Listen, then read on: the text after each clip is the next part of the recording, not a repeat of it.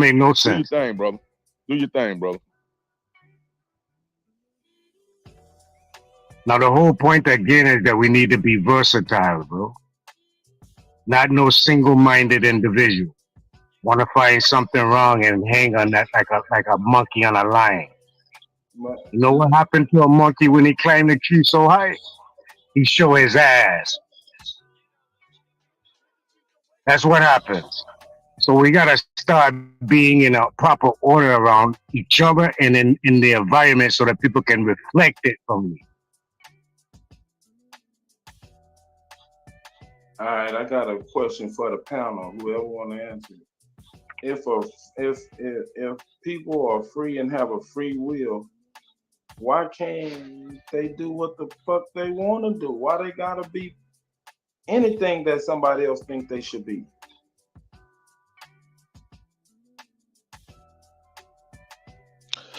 If you're just talking about in general terms, the harmony of the conversation should be that each person gets to their maximum potential. No one is the same. We all have different skills and talents, but everything needs to be done for a working community or what is considered a healthy society. Now, first and foremost, and again, this is just my opinion. I'm listening to everything that everybody's saying. It just sounds like a lot of chaos. But for me, the reason our community is in the condition it is in is because we're under attack, agreed to by everyone. We have yet to agree that we're under attack. And we certainly haven't declared war. Now, everybody needs to pitch in their hands. Now, I want to answer what you're asking, Super. So what I'm saying is, yes, people should be free to be who they are. But if you're under assault, where's your freedom?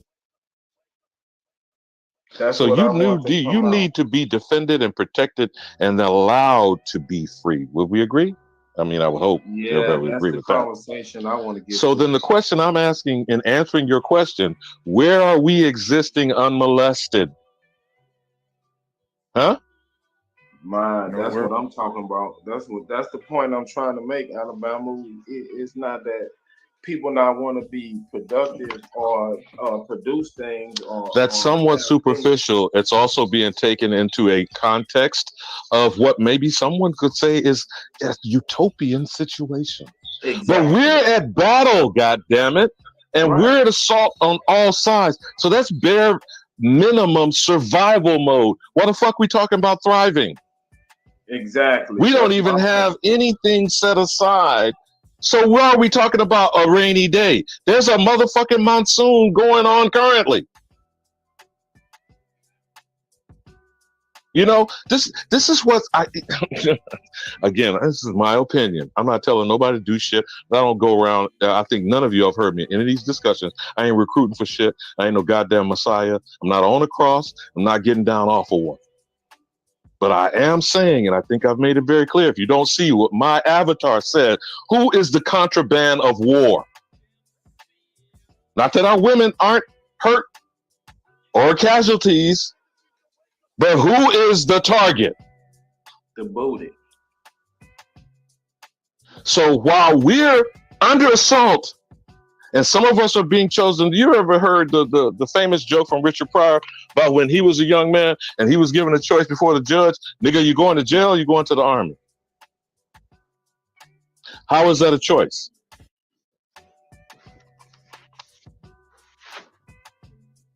And he wasn't determining for himself. He was being put in jeopardy. You understand what I'm saying, Super?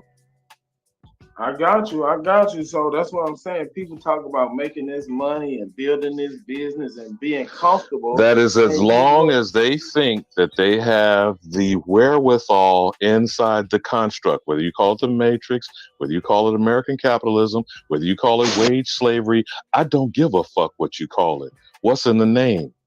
You're still attached to it. And what is happening is you are being siphoned off of. You're having, whether you want to call it energy vampires or outright leeches. Like I said, when are you getting these motherfuckers off your nuts? See, so we have obviously, that's what I mean about complacency. Again, not to offend people's sensibilities. I can talk hood if need be. But what I'm saying is we have become complacent. We are comfortable in our condition. We don't want to use it as slavery or enslavement. Bishop Desmond Tutu, whether these were some of us fooled when we originally was discussing pan-boo-booism, etc., and we got convinced to go and fight for divestment in South Africa, and why were we not divesting them same corporate motherfuckers off our neck in America? Now, Tutu asked them while they came over there to help him free himself. Do you understand the chains are with velvet coating on them? Right. And some of you niggas wearing them chains around your neck, don't you know the chains are on your mind? Now, I'm quoting Bishop Desmond Tutu. Okay? But that nigga's still alive, and Mandela is gone, right? Malcolm is dead. Farrakhan is in his 80s in a motherfucking marble castle they call a temple or a mosque. How is that? While he's railing against the Ish people, and we love the fire and brimstone of Farrakhan. Talk about that white man. Yeah, right. That motherfucker is in what, $1,000 Italian suits? Or am I missing something? Tailored, not off the rack. So does it sound like he's comfortable in his condition? Now, where are the fruit of Islam tearing down the motherfucking ramparts? Where are the motherfuckers going around the walls of Jericho 7 times, howling, screaming, and collapsing the motherfucker? Now, I'm not saying that to advocate the Bible, but you get my point, Super? I'm following you. I'm with you. I'm not trying. So where the fuck are we breaking down the system? No, we trying to start businesses and hold it up. Which will interact with said system. Now, I don't know if you were on the panel when you understood. I asked that of Bethy earlier today. I said, should not households be considered as an operating business? And should we not be functioning in a manner that we have become healthy at some point? But do we then still interact with the government, federal, state, local, and municipal? Do we then still interact as a business entity with the matrix? I'm gonna yield on that because, goddamn it, I'm tired of listening to some. That's the point that I was trying to make, Alabama. Where everybody want to be productive and innovative and all this shit, but you doing that shit safely from your jail cell. Yo, Chief, open up the door for Wolfman. No, go ahead, big brother. I ain't mean to violate you.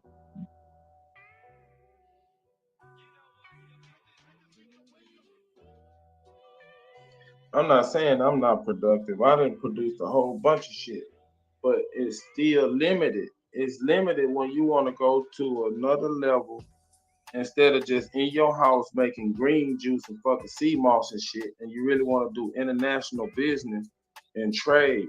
You're not gonna be able to do that because of the system that's in place. Why? Hold on. No. That's not true, big bro. Tell me right how now. not. Right now, where you wanna sell Kia? You can ship a Kia over to Africa right now on your own. You can ship your thing wherever you want to ship it. It's you who have to get your business plan together. It's you that need to get your advertising together. It's you that need to focus on your productivity. You can't blame that on no one else. What is an embargo tax, man? Something that you don't have to be on. You don't have to deal with that if you correct your status and start your business from that point forward. Now you're doing. Why do I have to correct my status, Nadi? Hold on. Now you're doing what Alabama just said. If you so choose to do business with this such said government, why do I have to correct my status? Why is it incorrect, and why do I have to correct it, Nadi?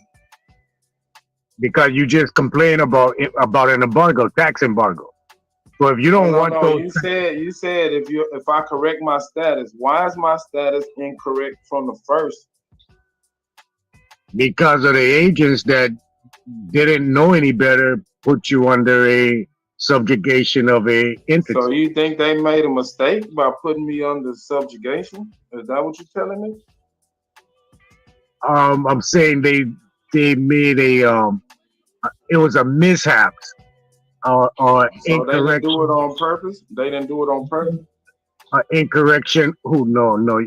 See, when I said a person that put you into that status is your parent, so they didn't know any better. So it was a mishap that they Who put them in that position to even have that condition present? propaganda. The A comment, lot of them was under duress. A lot of them was status, under duress. the status quo. We talking about the immediate parents or the people that's on this panel right now. No, man. What I'm saying is, why Yeah. is all this fuck shit in the way? How did it get there? Because everything is in action of trade. Everything is in action of commerce. So for everything to be in action of commerce, you have Is to, it fair, if it's fair trade or is it unfair? it's fair trade. I'm calling bullshit. Bro, everyone that's trading have to be in the representation of that trade. Like back in the ancient time, Moors only traded with Moors. If that's a true statement, then inflation wouldn't exist. Huh? If that's a true statement, then inflation would not exist. Where you get that from? You know where You inflation said comes from? fair trade. You said it's fair. And I'm saying it's not fair. And I'm It pointing is. out the fact that inflation exists. That's what makes it unfair. Can you trade anything right now as a citizen, bro? I ain't no citizen, bro. Okay, not specifically you. Stop taking the words and adding them to yourself. Just listen and go along. Can anyone do trade as a citizen? Yes. Okay, so that makes it fair trade. Since the trade is embedded in a corporation setting, business can only do business with businesses. So you're creating. Listen. Oh my God. Naughty, that's not true. It is, man. What are you talking about? You won't So even let me. if I go trade my neighbor some okra for some tomatoes, what the fuck does that got to do with anything? Is those okras and tomato is on the trading list?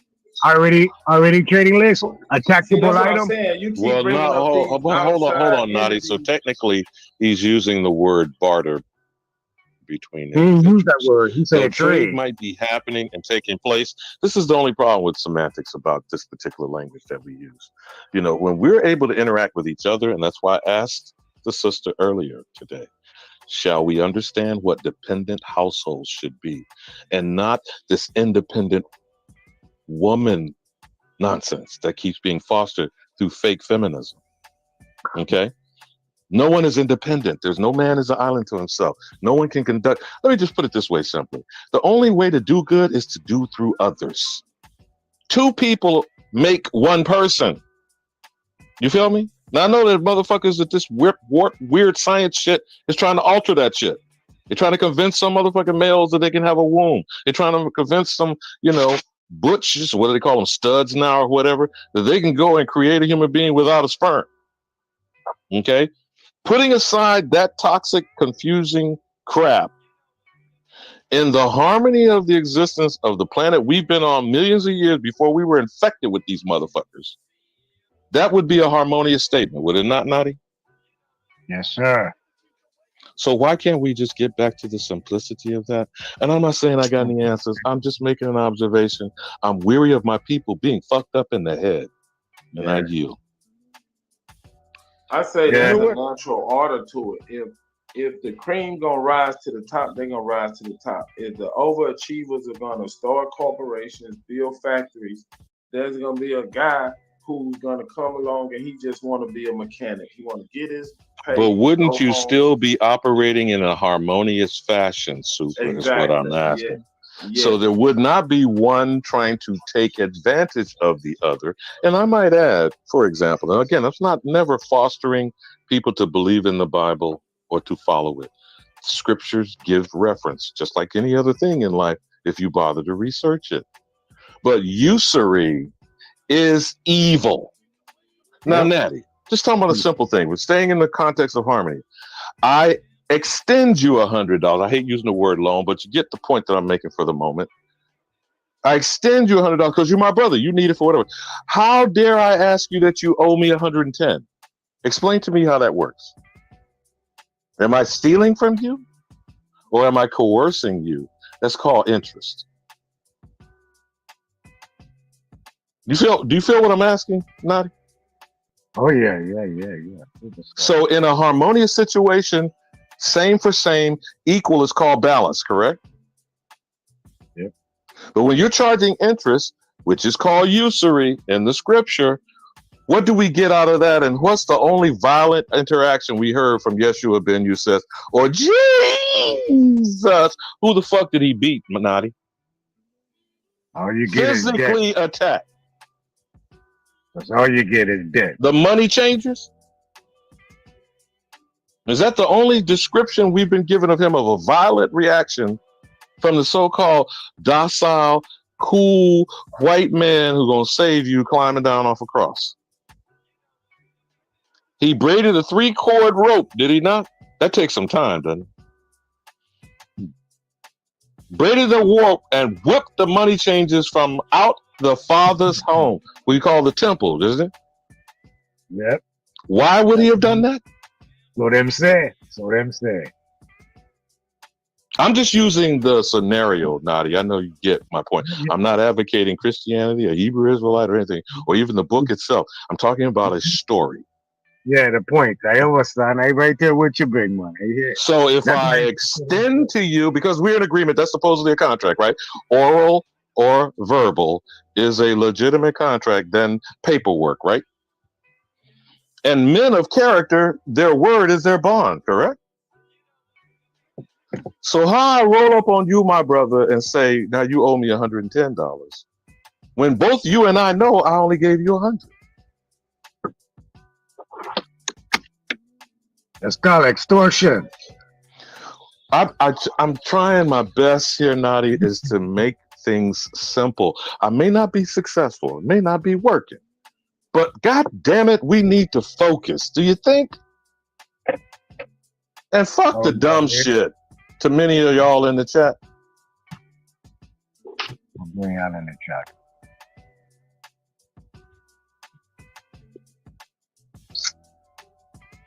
I'm saying we'll thrive and we can use our talents and own our own shit. Once we get from under this bullshit, then we can really get to it. But if we get to it while we under the bullshit, we just feeding the system. Am I off? Let me add this to you, man. The way out is to produce your own means, bro. That's the way out. Because every single person ain't as far in the system as the other. You know what I'm saying? Like, it's mentally in the system, physically in the system, by what you eat, financially in the system. But you got to start somewhere. You feel me?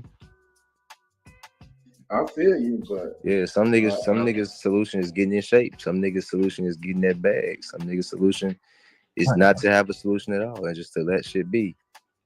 But you get my drift. That's why earlier I was saying. But Wolf, you're right in what you just suggested. But again, and what Super's point is, and I'm just repeating it just for clarity.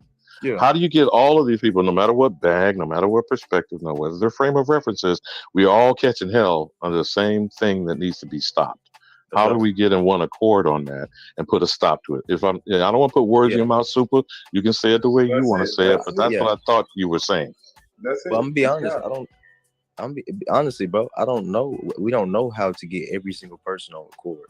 That's why I just brought up my solution, meaning this is to me a way you can get leverage on your own life. You know what I'm saying? Like listen, the only thing you can control is in between your brain, bro. Your mind is the only thing you actually can control. Just start off. Your action. Yeah, and then but you start with the mind, then your actions. But if you ain't even controlling your mind, we have a bigger conversation to have. That's why I was talking to Superman like that earlier, trying to get him to trace his mindset. You see what I mean? It start there. I mean, I'm good, but what I'm saying is, hold on a second, Wolf, because there's a knucklehead, I'm not gonna mention him in the chat, that keeps talking this bag shit. as if pursuing some wealth, anything, I don't care what is it you call intangible, is going to extricate us individually or collectively as a people out of a capitalist system that started on turning our ancestors into property. So that system in and of itself has to be destroyed. Now we can do whatever it is that you suggest to do, Wolf, and exactly what Super is saying. Because give us free! You know what the fucker said on Amistad? Motherfucking, you don't give freedom, goddammit. It's taken. Yeah. That's the problem with the mindset that's still keeping people in the damn matrix and being a battery for these motherfuckers. Now, ain't nobody putting batteries in our backs. We're actual batteries being siphoned off by these bastards. In Alabama, respectfully, that's what I said 2 hours ago. So it's like, why we get like, we don't understand. I said that earlier. I said, this is the mindset we've been trapped in, and it's these matrices. I already said that. So everything I brought up was the solution, a solution that I, for me. But from exactly what you just said, we have this mindset that got us trapped. So that's why I'm saying start with that. But yeah, everything you just said right there, Alabama, I agree with that. Because that's what I was saying earlier. You know what I'm saying? It start with the mindset. If you have the mindset of can I ask you a question, Wolf? Yeah, go ahead. If you start all your shit up and you become successful and you got your assets and you limited your liabilities and you got all this going, and somebody kick your door in and they dress like a SWAT team, what you gonna do? I'm shooting back, or I'm getting all my way. I got a lot of weapons too. I'm fighting for my life. But why does that SWAT team exist? That's a good answer, right? You said what now? I said, why does that SWAT team exist to come in there? Because they have a corporation. I got you. Because they have a corporation with an army backing them to do that shit. Like I said, might makes right. And I don't have an army. You know what I'm saying? I got my army. I got my arsenal. But it's not bigger than their corporation, right? I got my own. You can't be right under that idea. What do you mean? What do you mean I can't be right? Because you ain't got the mic. Bro, you do have the mic. See, let me explain something. But I'm still gonna fight for myself. You know what I'm saying? Yeah, right. Yeah. But let me explain something to him. So the majority of the thing you see, bro, is from people trying to enforce them policies on their own people. You understand that, right? So the army. Okay, so if the ATF kick your door open, it's because they got all rights of your place. Like they got all rights of you. They have all rights of your establishment. They have you're falling under their structure, so you have no right. So you have to create your own. That's a good Come point. from up under theirs and create your own. That's a good point. And from that point, you don't have no worry. Now, if you dead for standing up on your truth and right, you're a martyr. But if you dead and you up under the system, you just going down as one dead dude part of the system. You know what I'm talking, right? That's right. But and that's not to say you can't have a plan though. As a man, like it's man talk. Like I don't like what we saying is like. I mean, it's different levels of different types of men, but I don't see nothing wrong with not even saying like you. At the end of the day, man, you a man. You gotta have a plan and control your. Say a man got a plan. At the end of the day, at the end of every situation, they didn't kick my door down. That's what I got weapons for. You know what I'm saying? We learned all this shit that over the Homeland Security buying 2 million rounds, 3 million rounds of ammo, or 3 billion rounds of ammo, and you know the FBI breaking in people. Man, look, we know. And who are they buying it from, Wolf? Someone had to be purchasing it, and someone had to be providing it. So we still back to a discussion on capitalism. Yeah, I don't know who she shot this. Empress Namaste, because I'm gonna chuckle at you. She said you can't be having problems for every solution. Maybe I don't understand what she means. Maybe someone else. I definitely understand what she means. She mean listen, it's a poison in your mind that if a nigga give you a solution, it's like, well, but what about this? Even right there, but like pausing, the answer people, you know, a lot of time up here has been, well, but. Yeah. So the point is, you're not even accepting that answer and moving from there. You going to another That's exactly what she's finding saying. another problem to Yeah, the same. yeah, man, that's what she's saying, Alabama. And it makes I understand that because I had that same thought and I was thinking that as well. That sounds like the white man's burden. Nah, man, that sound like niggas. That sound like a mental thing that was happening to us. It's like, come on, y'all, we can be free. And then a slave is like, well, where we gonna go? Master gonna find us. No, we can just run away. No, Master feed me good now. Yeah, Master feed me. You gonna be messing up a good thing, my good step and fetch it, boys. How about this, Alabama? We can't all run away. Somebody got to help Master around here. Fuck out of here, y'all. This is what They gonna tell Master where you at. You done ran with Master. They done ran no, away. you didn't come up to be a snitch, bitch, Naughty. Yeah. But Yeah, you see the point, though. You see the point. That's the point. You give a slave a solution. Like, no, but wait, we can't run away because then Master gonna find out we all gone. Like, yo, come on now, y'all. That's mental. That's not mental. That's mental. Now, I don't know, young brother, whether we beat this horse dead or not. But no, we got a good point right now. Y'all want to segue on to? I'm not necessarily saying we circle back to Pan-Africanism, whether it's dead or not, whether the C.I.A. funded it or not. But it is again the pillars, if you will. Let's say if it was just 4 pillars of the existing structure. Can you knock one out? Or do they all simultaneously must be taken down? They all gotta go. That's right. And that's what you call military science. So tell me this. Do that compare to that story of Samson? But didn't the bitch cut his hair off? Yeah. But at the same time, he had to go through that. Want us to be celibate, Naughty? Hold on.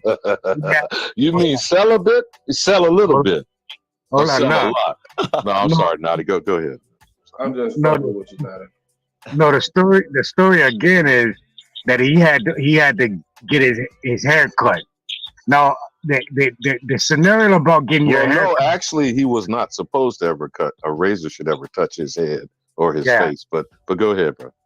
Right. So the scenario is if a person cut your hair, if you got a barber or you're a barber, that means you cutting man's head. Cutting man's head is like cutting their knowledge. All right. Mm-hmm. So the implementation of him getting his knowledge cut and it's also reducing his strength, right? If we want to talk about that. Also being blinded. So even after he lost his strength and plus being blinded. I was waiting for you to say that because he did have his eyes taken out too. But go ahead. Yeah, he still had the strength and the knowledge to know that he had to knock down Boaz and Jakub. Well, first of all, he told someone to put his hand on the pillar. Now, didn't he? Though I just need to know where it's at. I just need to know where it's at. You feel me? Yeah. So the cooperation is still going to be key. Is the only point that I was raising, Naughty. The only thing I keep, because this is a notion that keeps being fed to us, is this so-called Horatio Alger mythology story, or pull oneself up by the bootstrap as if no one is assisting you. Make your own whatever. When it requires interacting with what, and it's not a matter of whether the person likes you or not. This isn't an issue of, the positive self shit that they like to do with these goddamn, with these people that go around being paid to just speak positive affirmations over people. Yeah. That's fleecing the flock, though, right? But what is being produced? That's right. That was the point that Wolf was getting at her. And I wasn't disagreeing with you, Wolf. You good? Yeah. The situation still presents itself. Food, shelter, clothing. Period. Mm-hmm. I don't give a shit where you are on this planet. I don't give a damn what your condition is. I don't even care if your ass is under assault. But I do care if she's not with us anymore. I do care. I do care that me and mine are in a fucked up situation and every motherfucker on this planet is agreeing to put foot in my ass. Yeah. Now, a motherfucker that come in the room disagreeing with that, Naughty, what I say? Check them at the door. Hey, and speaking on the Hold clothing thing, on, right? bro. This is where I got to object. No, Hey, I'm but just Smoke, fucking with y'all. Go ahead. let me just say something to what he said, so I don't forget about what he said. My bad, Smoke. About the cotton thing, he was saying like clothing and food and stuff like that. My mom used to pick green beans, cotton as well. All the cotton slaves pick cotton, nigga. How you think all these clothing were made? That was our export. That wasn't no you beating and picking cotton, nigga. You did that naturally. That was what's a sharecropper? So for niggas that want to be lazy or don't want to do stuff, hey, ask your woman. Your woman, hey, we gotta produce something. Getting them green beans, we gotta produce something. You see what I'm saying? Sharecropping was natural. You see what I mean? And picking things were natural. My mom said that. She's like, damn, we used to pick everything. When I think about it, yeah, the whole family outside picking shit. You see what I mean? Because it's natural to do so, or it's natural to produce for yourself. That's just what, like, even breast milk is producing for the baby naturally. You're not. I mean, now we're going to get Similac. Y'all get what I'm saying, bro? That's a real big, deep thing, bro. Breast milk is naturally producing for your baby. That's a natural product versus Similac. Niggas got so out of touch. You buy Similac, a formula for your child, and that's as clear as I can put it, bro. Go ahead, Yeah, Smoke. got to get them off the weed and the cigarette, man. Yeah, Their drugs. We got to get them off their drugs, prescription. I relinquish the motherfucker. Legal and illegal drugs. Wolf, I'm not objecting to what you're saying. I just want you to broaden your perspective. No, my perspective broad, bro. I just don't give a fuck, and I'm just straightforward. I'm a young nigga. I'm a straight shooter. Right. Your youth got you up. You know that's good because everybody that's on y'all that's niggas older need it, bro. went through the same shit. Y'all need it. I got you. Right, that's what I'm saying. We went through the same shit, but it just Nah, y'all like ain't. Hold on. I don't listen, brother. All right, you're right. That's a misconception. You got it, bro. Yeah. You got it. You good. I just want to help. Like that's a misconception. Like even me, I ain't go through some stuff some younger niggas than me went through. I don't have that misconception. So age is a matrix. It's like 60 and 30. Like, do you believe in 365 days a year? You don't believe that, then we gotta drop that shit. So even then, like experience, like you said, experience is a teacher, not time. Experience. That's all I'm saying. But you know, I just want you to have that. It's meaning like, you know, I don't know if you've been where I've been at. You know what I mean? We just different. I probably ain't been where you've been at. It's just different, and it's a different time we in. I grew up in a different time than you did. You know what I'm saying? So, but both have equal. That's the same conversation that's been going on for thousands of years. Younger Which people. conversation? Right, the same conversation. So I just wanted to give you a little, a different perspective. That's all. No, I respect it, bro. I heard everything everybody said, man. I peeped. I respect all that for sure. Like I said, I'm just a young nigga, man. I'm shooting straight forward, and this is shit I've been thinking about for 10 years. So that's all, brother. Listen, I got told folks before. Everything I'm telling y'all, I came to my folks first. Everybody up here, I got elders. I got real elders in my family, so I went to them first. Everything I'm telling y'all, I told my folks and got backlash from it. So this ain't nothing that I'm just spitting at. I like this is some shit that I've had to process. I had to do it myself. See, I used to talk like this, and then I started producing it. Now my family gets it because I produced it, brought them money. I set my mom up with different little. I just start doing it, and then they're like, "Oh shit, okay, well, that's all." Right. I don't want you to believe it. I ain't trying to. So a thing between the elders and the youth. The elders doing too much talking, ain't really showing them how to get money or showing them the proper order of adequacy within a man's character. You know what I'm saying? Yeah. Telling But them, hey, Nadi, I want you. But even all my elders, that's normal though. That's normal. That's okay. Listen. But that's the problem. That's the problem. That's where the disconnect coming in again, because the youngsters, it's a different time frame right now. So, Exactly, it's different. The things you growing up seeing on television is the things I actually had to go out and experience one step at a time. But you get it in 30 minutes. I had to go through 10 years to catch what you caught in 10, 15 minutes. Well, hold on, Nadi. They still didn't get it because they didn't experience it.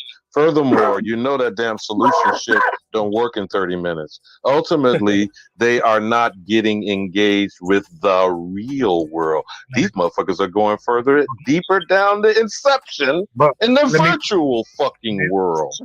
So where we're going to do what we need to do, and I'm not saying I got an answer, I'm just making an observation.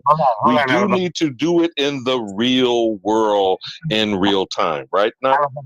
Yeah. True. But listen though, the time we come up, it was a different time. Our breeding was different. These children that come, Absolutely, brother. I'm not disagreeing with you. I'm saying not only this particular generation, well, it's quick. they're These not only out of time, they're out of perception. You feel me? I mean, Right. did they even leave the goddamn couch? Motherfuckers don't even go. And then they got the excuse of the pandemic for the last 2 years, right? So who goes outside? The elders ain't outside. So In 6 months, well, yeah, that may be true to a degree. No, it's but we're talking about the talking person's. Well, hold on, because every time when I was your age, I had elders that existed at that time. But the world is for the people at the spearhead. That's this current generation. Now, what Nadi was saying is correct. This generation gap of connectivity is falling short. Yep. But even if we were to connect with this generation, they're going to put a fucking device in our face, Nadi. That's what I show you. It's a whole different Y'all gotta thing. drop the perception of the youth and the elders. Y'all be bringing that shit. Listen, I'm an elder to some young niggas, so I don't walk around like, yo, you roll with the youth, bro. We all were the youth and are the youth, and we all are the elders. I'm 30, bro. I'm an elder too. I got young niggas calling me an old head. So this shit is a matrix in y'all's mind, where it's like the youth they disconnected. They don't get what's going on. No, just like you got what's going on when you was younger. When you was 30, you wasn't dumb, was you? You understood shit. It was a different world then. You have people that get it. You're right. People that Are you saying that they get older, they get dumber as they get older? No. I'm not saying anything like that. I'm not saying anything that I'm not saying. I'm just saying, y'all were 30. Y'all knew what was going on when you was 30, right? Me being 30, I know what the fuck going on right now, and I'm living through this. Just like y'all was living through the times Alabama was said they didn't experience it. So yeah. So what y'all experienced, you know about. I'm experiencing this shit right now. I know about this. That's all. It ain't that youth don't get it. They can't perceive, man. Listen, we all perceiving all the same shit. And that's why it's key. We came up at different times, so we got different ways of handling shit. That's what's going on. And that's why it's key that these panels are important. These ciphers are important to connect the different generations. That's right. And like I said, y'all being older than me, we just as important. You know what I'm saying? My youth is important, and y'all's wisdom is important as elders. Just like my wisdom is important to a younger nigga than me, or you know what I'm saying? And it's about experience, not time. If I've experienced things y'all haven't, since I'm younger, that don't mean I'm wrong. Since you older, that don't mean you can't learn. You see what I'm saying? Watch it. I want everyone to be a realist, right, and not so optimistic. When I was coming up, it ain't shit my parents could say to me, but I was very observant, right? I can see what they was doing, and I chose what I wanted to do in between what I seen. But what they told me, it went in one ear and out the next. So what I saying, kids are very observant, bro.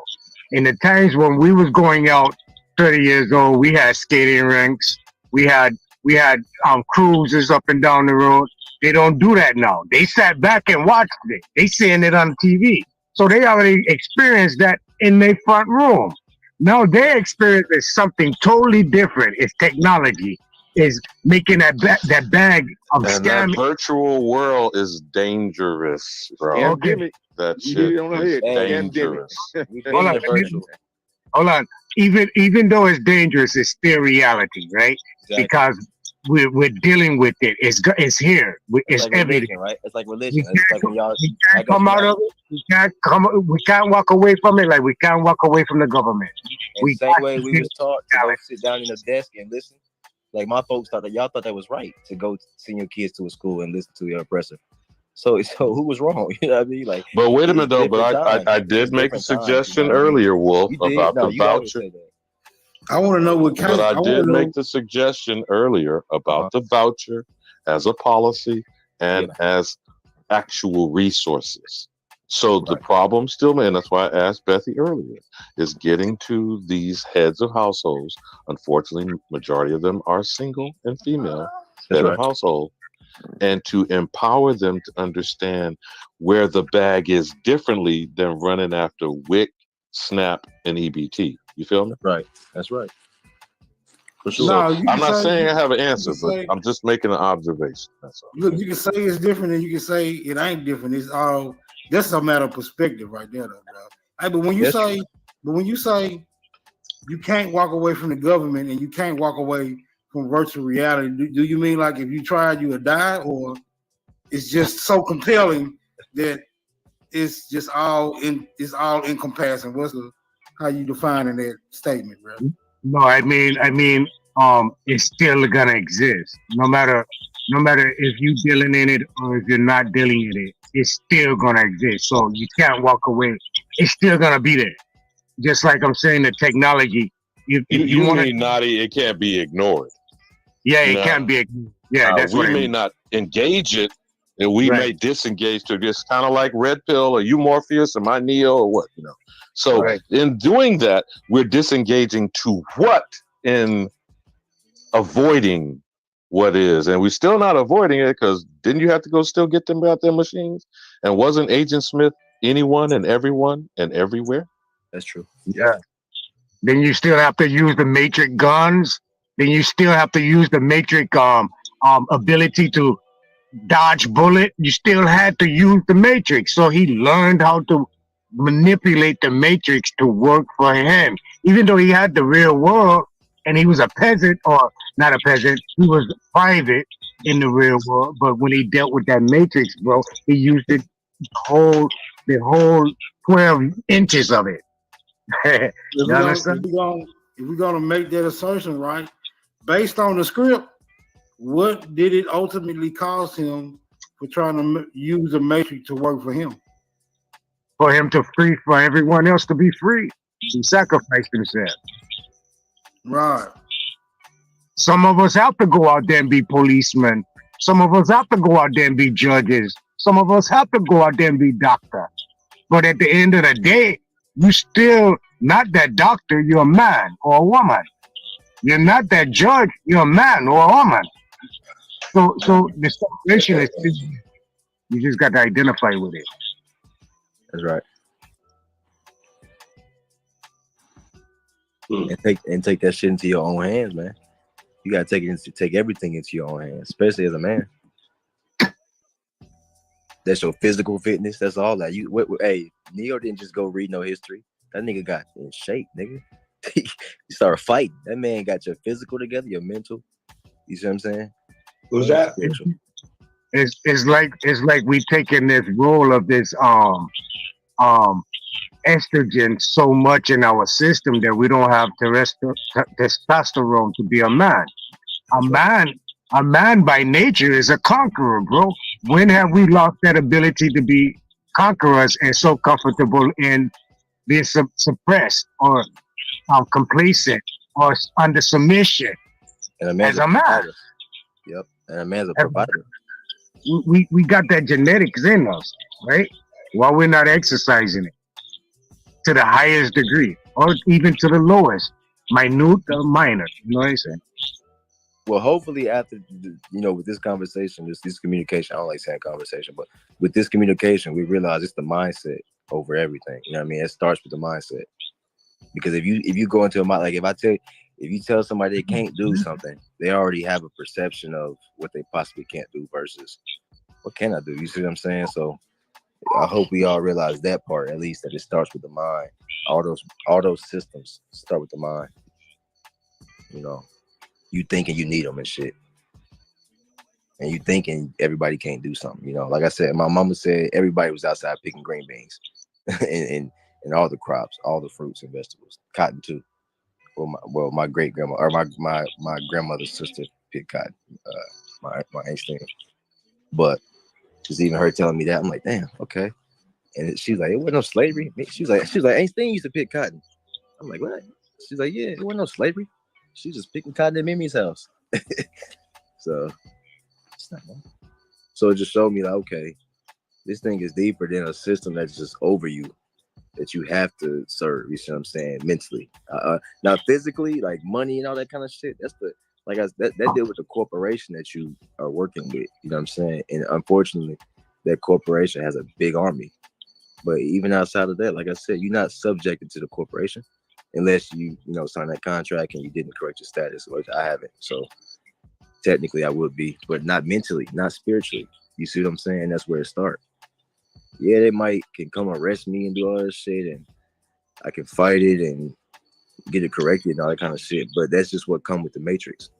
So almost like what Nadi's saying, learning how to make that Matrix work for you or destroying that bitch. But what not to do is just to accept it and go along as if you can't change it. That's all that's the main point.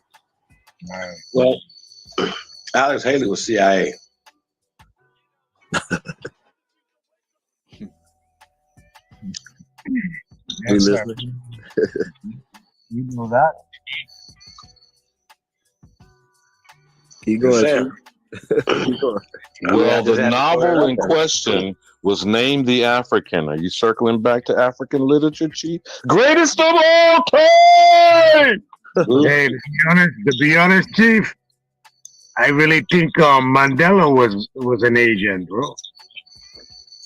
For sure. And he got recruited by his wife. Can it be easily said that anyone that excels to the top or the pinnacle of the system has to be connected to it, or is that just conspiracy theory or a rational conclusion? Rational. I don't think so. Situations. Yeah, Jay Christian. If something comes from the people, and the people put it there, you usually can see from that perspective how they react. Let's say somebody say, you know what? We're gonna do this for the people, not for the lords of London. Y'all understand what I'm saying? Give me an example.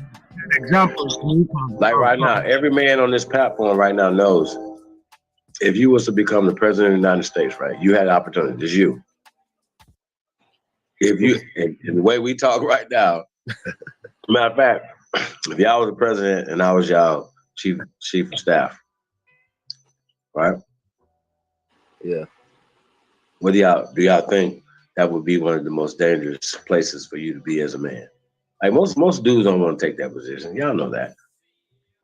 I would love it.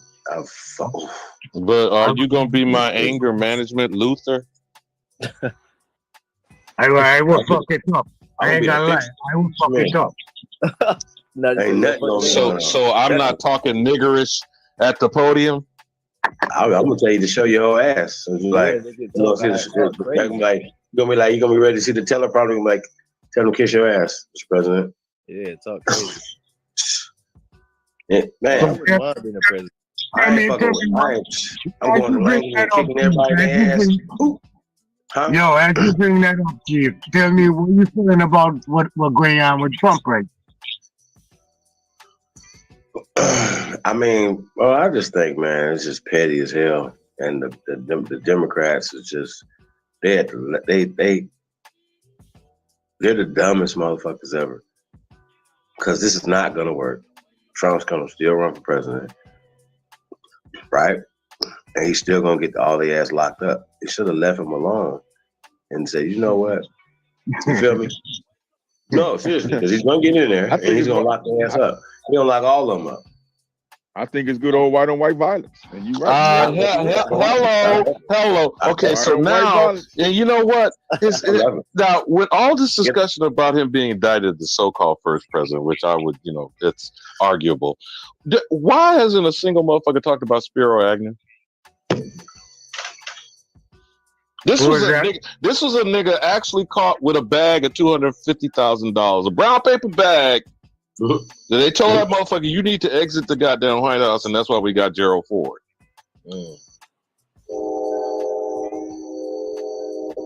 Hello? The train heard that one. Mic drop? Okay. So what I'm saying is not that he's your criminal. Yeah. He is revealing they are criminals.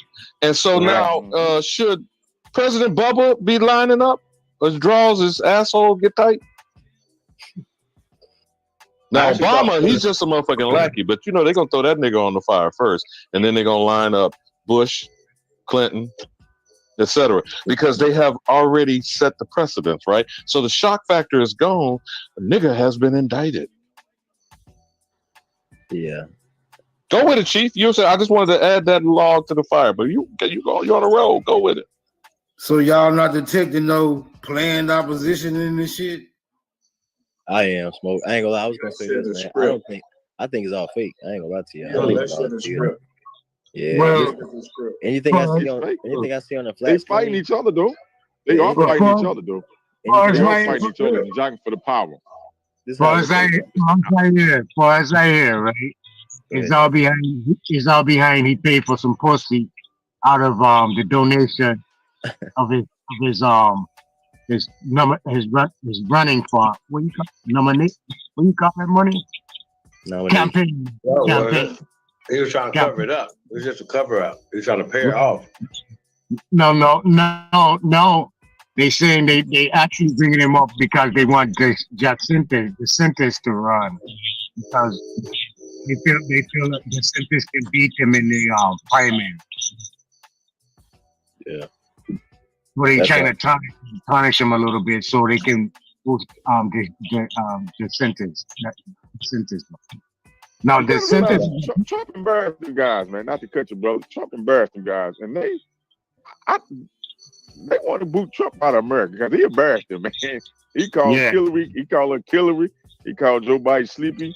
So he was trashing. Now Obama. He said check Obama's birth certificate. So he Hey, this came how I in look- trashing them. Let me tell you how I look at it, right? The NFL pays the Falcons and the Cowboys, right? But when they play, the Cowboy fans hate the Falcons fans. Meanwhile, after the game over, the Falcon quarterback and the Dallas Cowboys quarterback is at the bar drinking together because they both just got paid from the same. And they not only doing that, Wolf, the motherfucking Yeah, Democrats and Republicans do that shit every No, day that's- while they that's- got that's- goosing that's the bar. motherfuckers That's up what in I'm the saying. media That's what to I'm be saying, at each Alabama. other's throats. That's You're what I'm saying. absolutely right, young So blood. Go with it. Yep, Trump the quarterback, Biden the quarterback. We hating the quarterback. We hating the other opposite quarterback when the quarterbacks really is running these plays. But it's a little different in the NFL. They making it look like they fighting. You see what I'm saying? They making it look like they're going back and forth. Meanwhile, you watching it from the stands like, no, I think they gonna kill him. It's like, nah, they gonna shake hands after the game and then keep the season going. That's just how it worked, man. I thought about that a few years back. Like, I just feel like the NFL, niggas, Republicans. Now, Brown Wolf, did you not just describe tribalism? That part. That's right. That's part. Yeah. Okay, so the animus of you've seen this bullshit with WWE.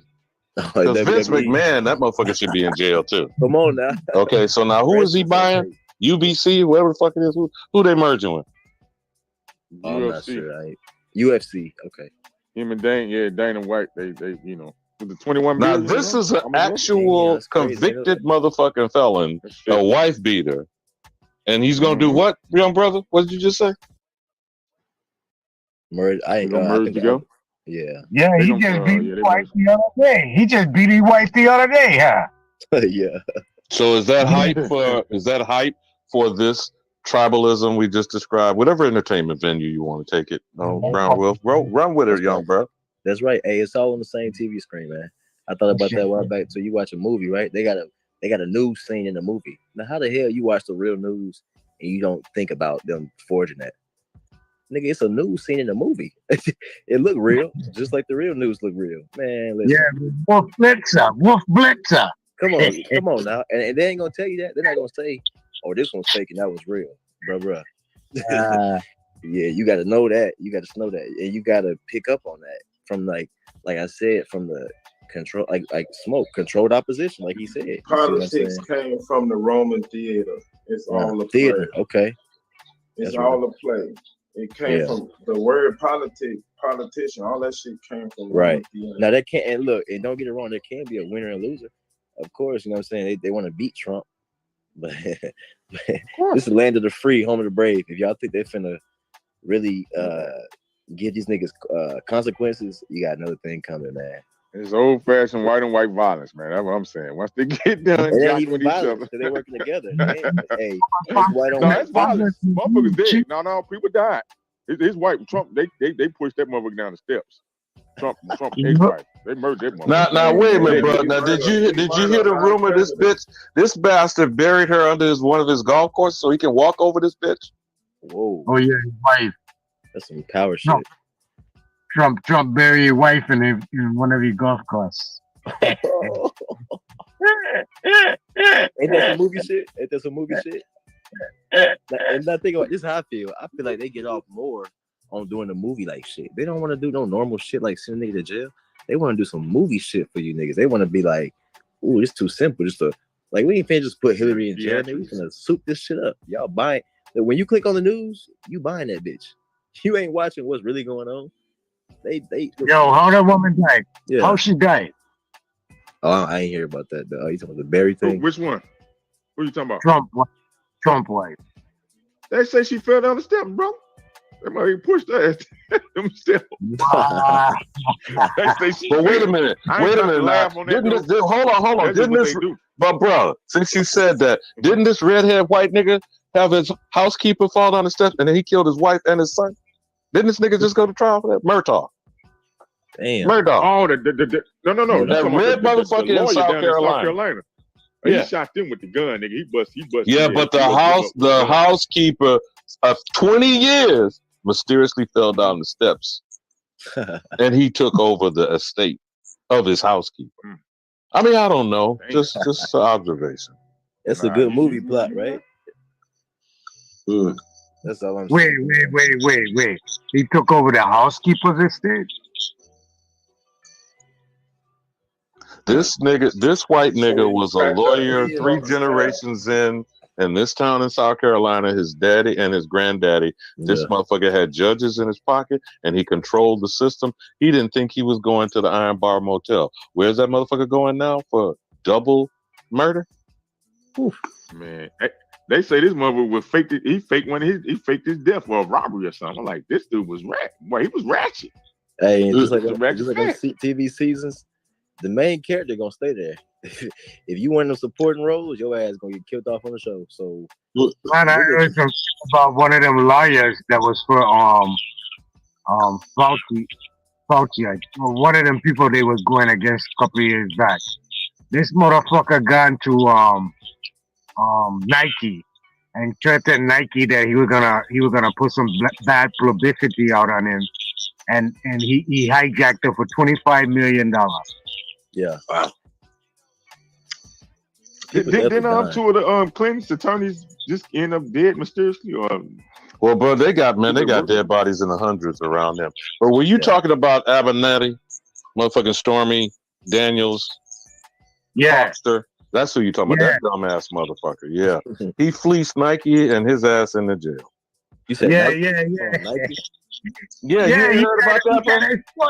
He got to start Nike.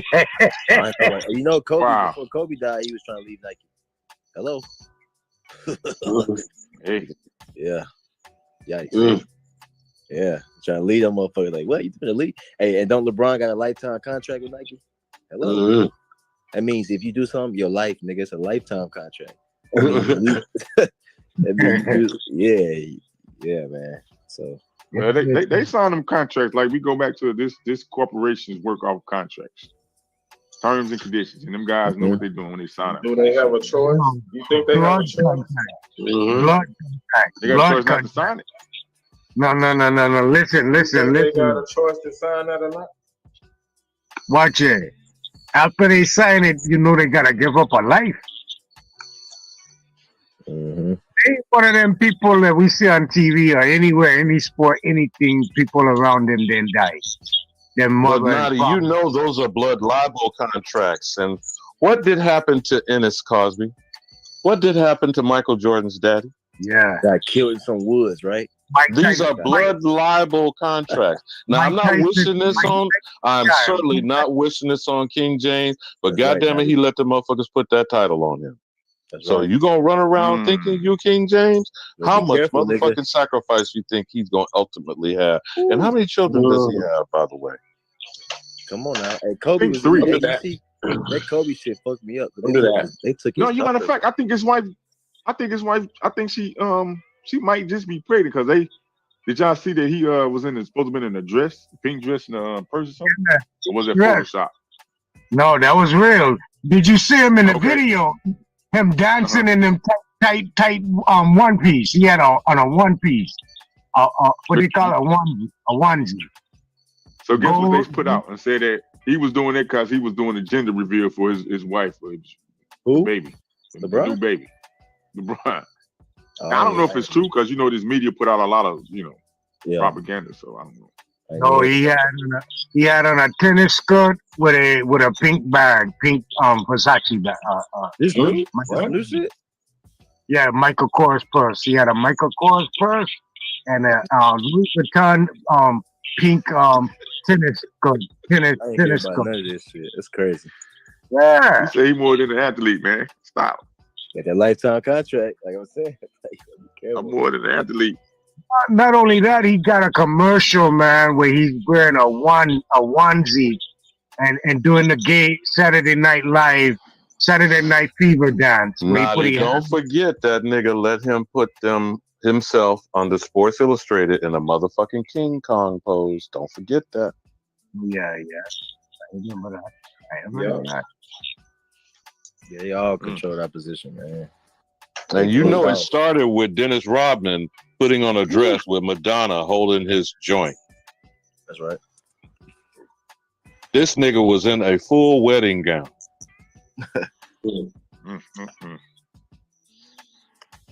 That shit crazy, man. Yeah. I don't know. Again, that's the It's all that's that German opposition. That's that Aryan race. That's what their whole objective was about. It's that Greek So you talking about the Hegelian dialectic, the false compromise of choice? Yep. But both choices are being given to you by the oppressor. That's why Super was saying they have a choice, right? I think he was asking that. Somebody was asking that. He was like, What? Say it again. I said that's why you was at wasn't I think so. I think you was asking, did they have a choice or did they have a choice to sign the contract? Right, that's what I'm saying. They put the contract out there. Shit, you think they could do all that and gain all that money if they don't sign that contract? Right. Yeah. Look, they gave Dwayne Wade. They gave him part ownership of Utah Jazz or something like that, right? You said who? Dwayne Wade. Damn, they gave because his son daughter. Hey man. He just made he just made the Hall of Fame too. He just made this last Hall of Fame. Wow. He wearing nail polish too. Wait. Did Penny Hardaway make it? Nah. No. Hell no. How the hell Penny ain't make it, but Dwayne make it? It don't make sense. I don't think Tracy McGrady made it. Because he wearing nail polish, man. Y'all know that. T. Grady gave him. Oh my God. He transitioning. They gonna reward the behavior that they want to produce over and over again. So that's right. They want all the motherfuckers to be. And you see what he and his wife are setting up the agenda. This transhumanism shit. Let me just again give Zab his credit for coining trans-African. They shit pan boo boo. Trans-African is crazy, bro.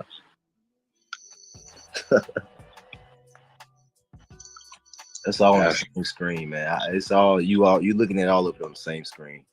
That's all I be saying. Like, man, if it's on that screen, man, they all. So tell me, my people, how you might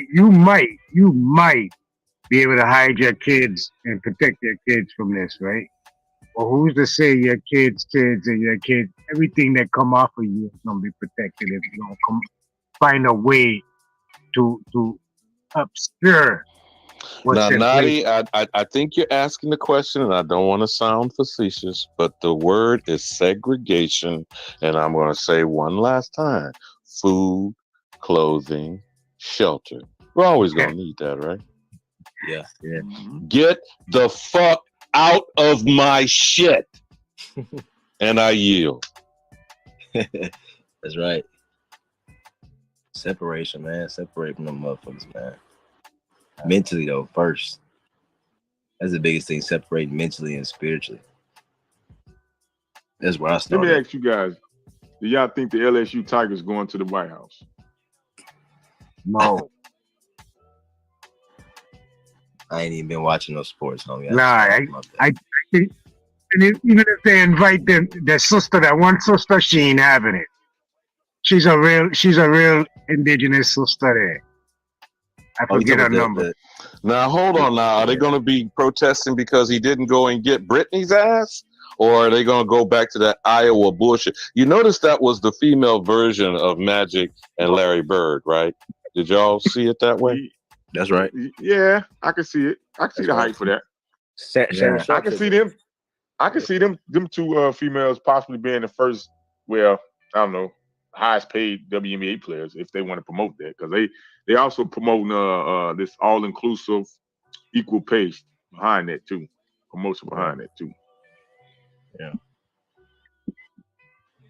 No, I can see that. Hey, I'm not gonna say they don't deserve it. But Nadi, since you asked that, are they going to be pulling Shaq's draws down? Because you know he's going to have to step insinuating himself in that being his alma mater and all that. He already put on the dress. Well, you know, purple and gold goes a couple of ways because he's a Q dog now. You do know that, right? That boule nigga. Yeah. He definitely boule. Yeah, that's a diverse color, right? Purple and gold. Yeah. He put on the dress, so he a billionaire. They let him into all the companies. He invested in Ring and Chime and all that shit. He wouldn't have been able to do that if he put that dress on. Mm-hmm. And y'all know why they do that, right? Listen, man, I know a lot of these famous people or rappers and shit. Those are the scariest niggas on the planet. We ain't scary. Y'all up in here, we ain't scared of shit. We out here working at normal speed. These niggas got millions in debt. They don't want to go to jail. Them niggas don't want to lose. They the easiest ones to get because they have it all. And once you have it all, You're not calling out some house Negroes, are you, Wolf? Come on now. You're not calling them house Negroes, are you? Yeah, it's hot outside. Stay here, get these ducats. Yeah, that's a fact. That's a fact with you. But yeah, man, like I realize that those are the ones that's the most scared. They the most scared to lose. They the most quiet. They the most docile because they got what they, you know what I'm saying? They took the bait. What Chief call him? What you call him, Kyrie? Big Mountain? Chief? He gonna be standing head and shoulders above a lot of these mighty midgets. Is that what I'm hearing you say, Wolf? Yep, that's right.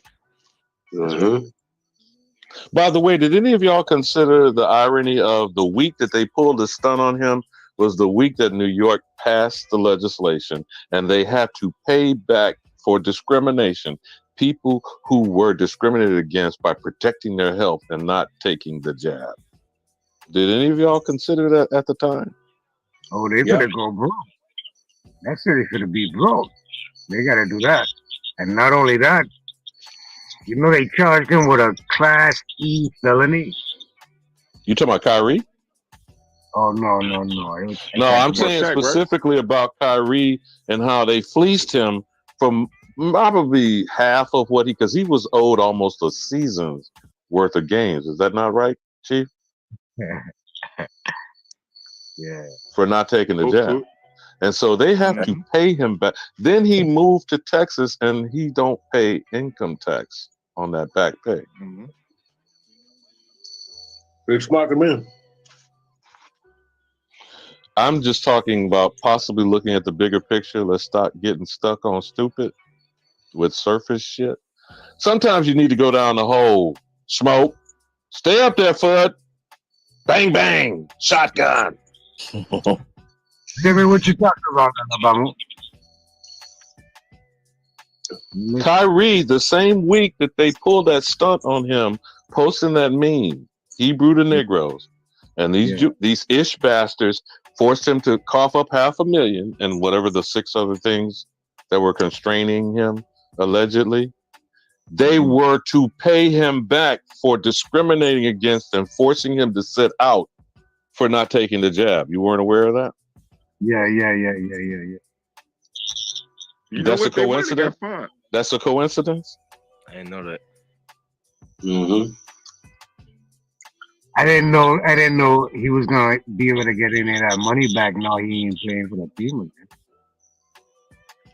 Well, you know what? They I think why he was violated gonna get it. his rights, forcing him to sit out for protecting his health. That's And that what was the the law of New York said. You cannot discriminate against people over this. By the way, I would point out experimental gene altering shit. I'm sorry. We'll land my plane on that, Chief. I don't want to get you struck. I'm trying to see now what that legally sets him now that he's in Texas and a resident of Texas. If he can still, I don't know if he can go after New York like that now. Well, I think that was set in place before he left. That's part of the reason why he left. If they haven't given him his money already and he tried to put in a civil suit against them, I don't know if it'll work. Because he ain't even in jurisdiction. I think another reason why too, I think the work work comp or something like that stepped in. Because they violated. They did do some violations. So I think work comp stepped in. Work regulation, whatever that company is, there are people that work and you get violated on your job. Oh, workman's comp.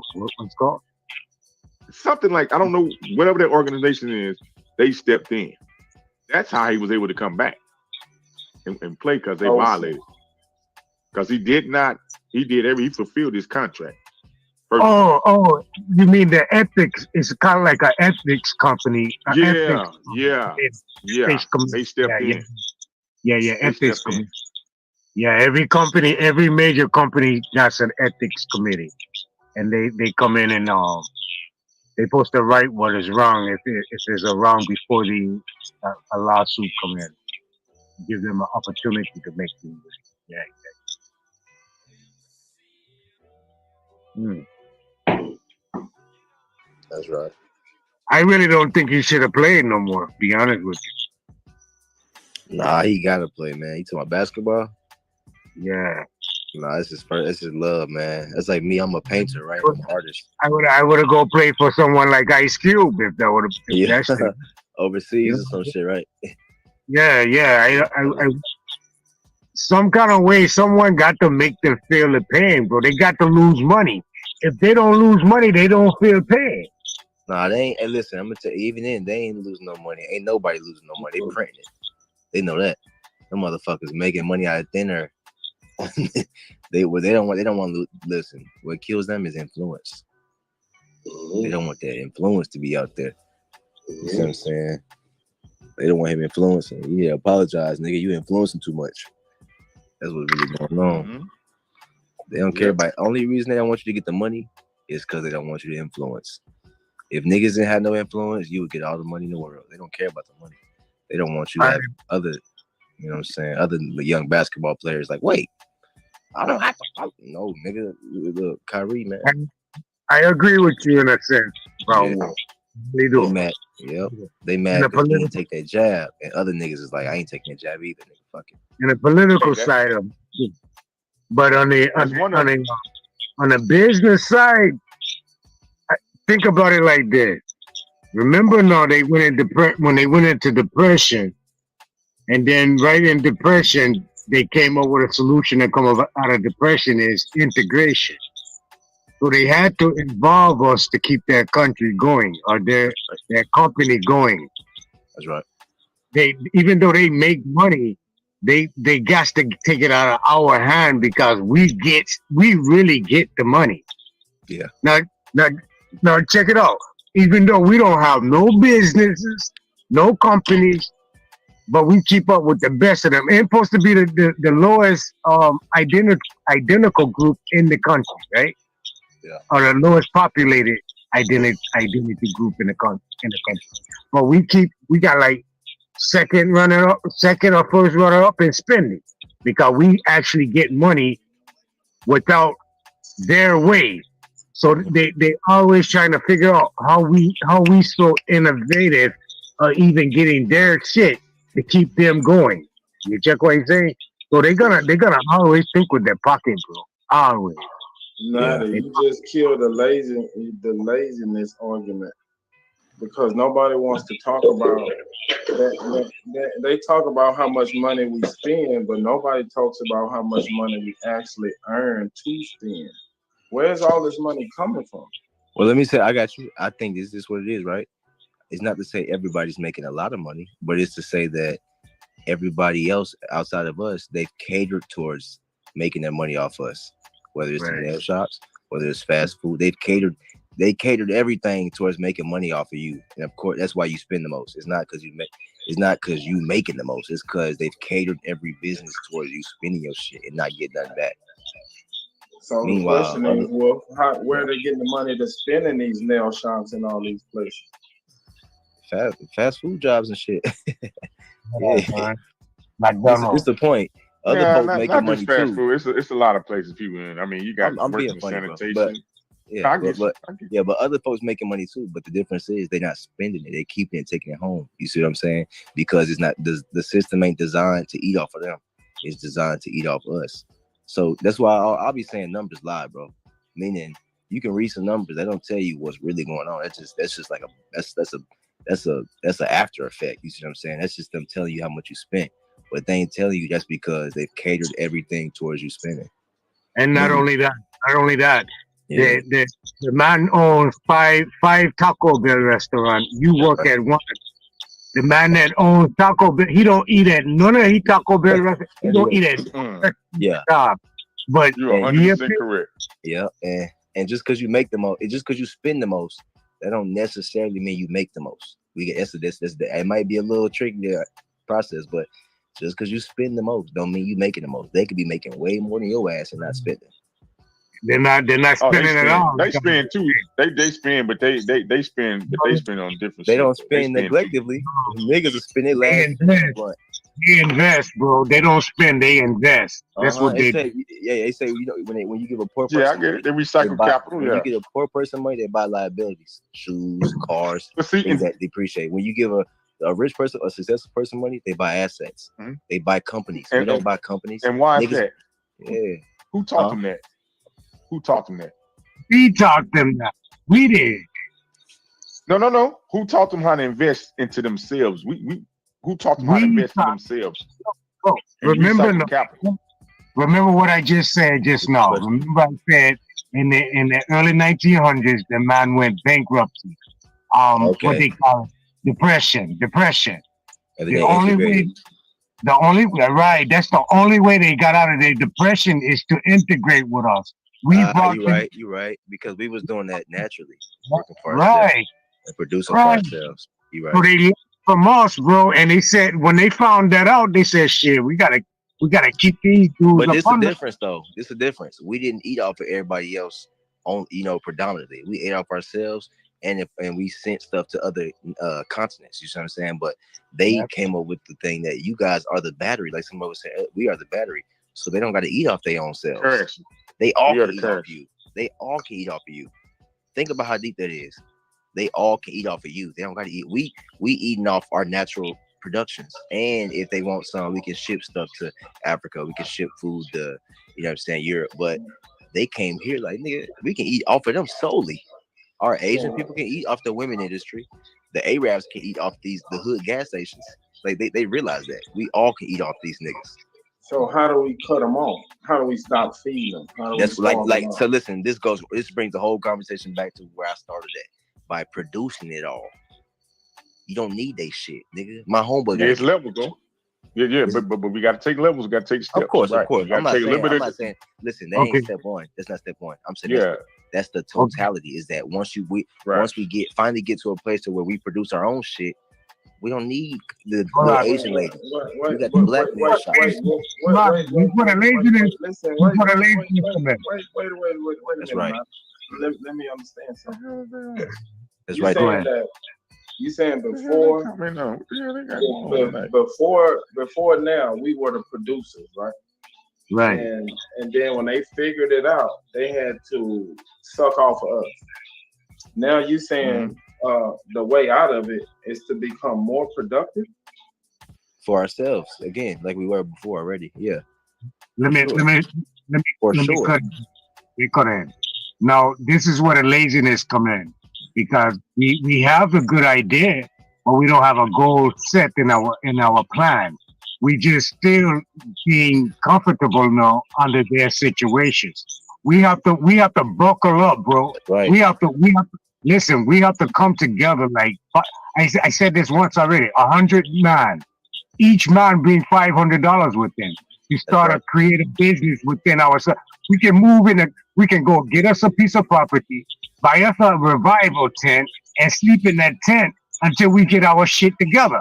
We leave our wife Check and it out. kids. Check it out, Natty. I'm not trying to cut you off, but you're saying that we are the producers, right? They have to suck off of us, and the way out of it is to become more productive.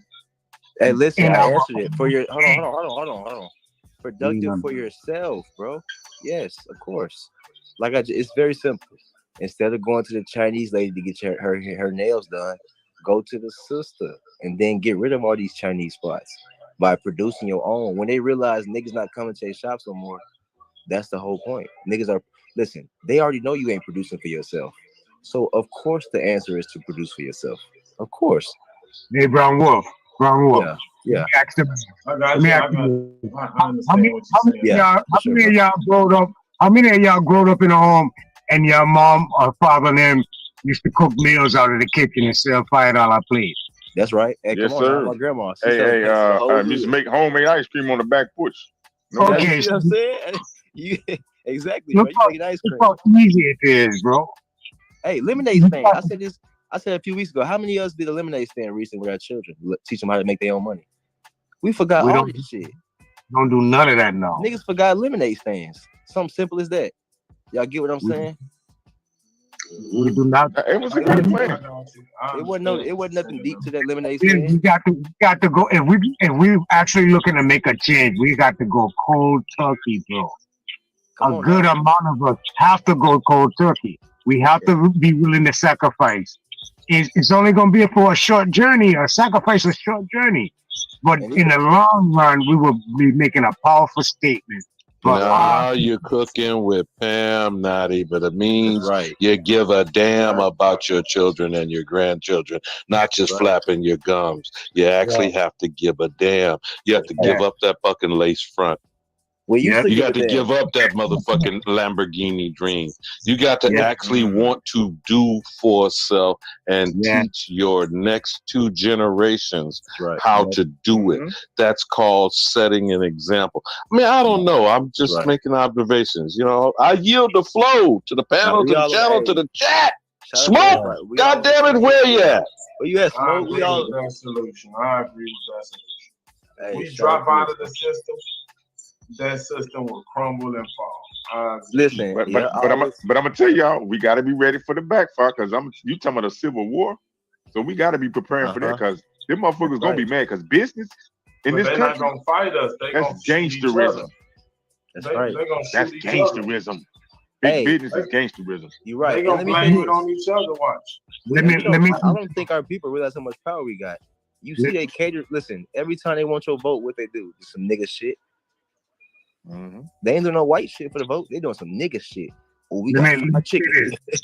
Yo, if we pull together, right? Now just follow me right quick, just real quick.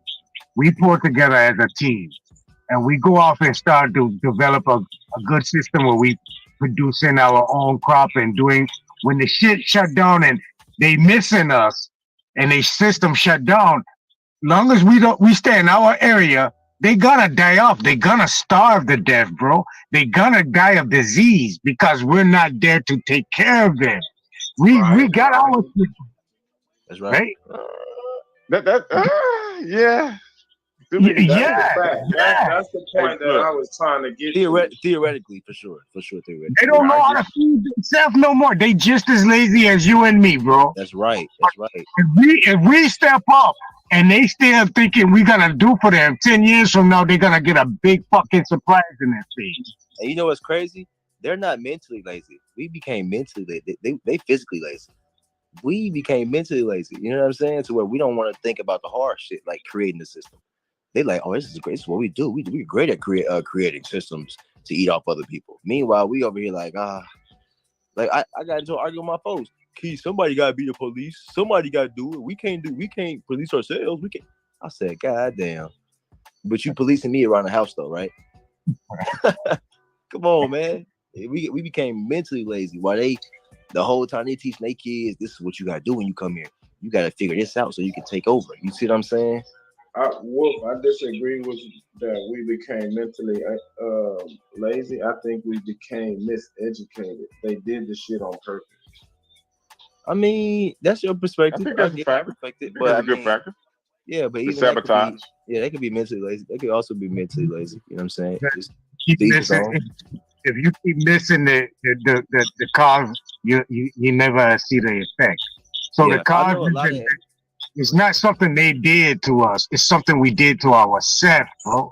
We joined it. Nah, they did a lot, brother. They did a That's lot. what I They did a lot of disagree burning, with, man, down in the early 1900s. They did a lot of think burning. of it like But this. yeah, Yeah, think okay. about it like They this. did a That lot of was fighting. wrong. They did a lot of fighting and Okay, burning. okay. That's perspective, y'all. So go and do the study on New Orleans now. In New Orleans, 1/3 of the slave masters was black people that fought in the Civil War.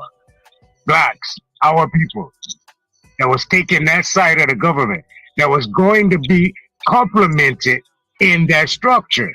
So, bro, what I'm saying is we fought for this shit to happen the way it's happening. You just got to know how to work it. That's it. We made the shit. So when we gonna start working what we made? When we get unlazy mentally, man. Take Since charge. someone stole it, let it break down, let it catch on fire, and we rebuild and start something fresh. Because we created the first, we did it once, we can do it again. Take charge. Imagine if every nigga in the NBA quit. Every American nigga quit. Yeah. Nigga, Shut it. Yeah, it's shutting down. Imagine if nobody voted, if no American voted, no nigga voted. It ain't no vote. That's why they bringing in replacement. That's why they're trying to slip the replacements. Nah, in, it ain't man. gonna. It don't work like that. It ain't gonna work like that. Yeah, they know That's that why ain't they gonna trying. work. I say trying to. You right? No, yeah, you right. But they know. I mean, because look at baseball. Look at What you baseball. mean? That's one example. Explain it. Ain't there many major them niggas they just speak black. Spanish. Them No, it's some niggas niggas they in just there. speak Spanish. Yeah, They just niggas that speak Spanish. It's just niggas that speak They Spanish. us. Them Them Dominicans, motherfuckers are red skinned. It's a lot of niggas in there. You right. Yeah, man, them niggas don't count, man. Come on now, y'all. Come on now, stop. They ain't what on do the you same mean? code we on. Man, they trying to get it a piece don't of the pie, matter. baby. It don't No, I matter see if your your point, though, family bro. I see your still point. speak another language. They still your family. Bro, they still Yeah, relate. I get what you're saying, but they got a different mentality. They don't have our goals. Yeah, but they they don't do, have bro. a What do you different mean? physical. They don't have a different physiology. They still have the same physical ability as us because they Hold are on. us. Why We you can't. think? Why They do you can't get believe paid no off one? of somebody who can't perform like us. Why you believe no one? That's right. Why you believe no one else like you, someone lives somewhere else, isn't oppressed or as you, or oppressed as hard as you, or harder? Their mind are just as oppressed. They My dream. problem is, why do we care though? They don't nobody care for us like that, man. We gotta. That's my problem. We gotta stop being complacent with caring for other motherfuckers, man. They look like us, but they ain't us. Check this out. Nah, them us, bro. I'm telling you, them Hold us. on. Haitians not us. You said they don't care about you, but they trying to be like you. That don't make sense, Okay, the bro. white boy. Hey, hold on. Okay, that's fair.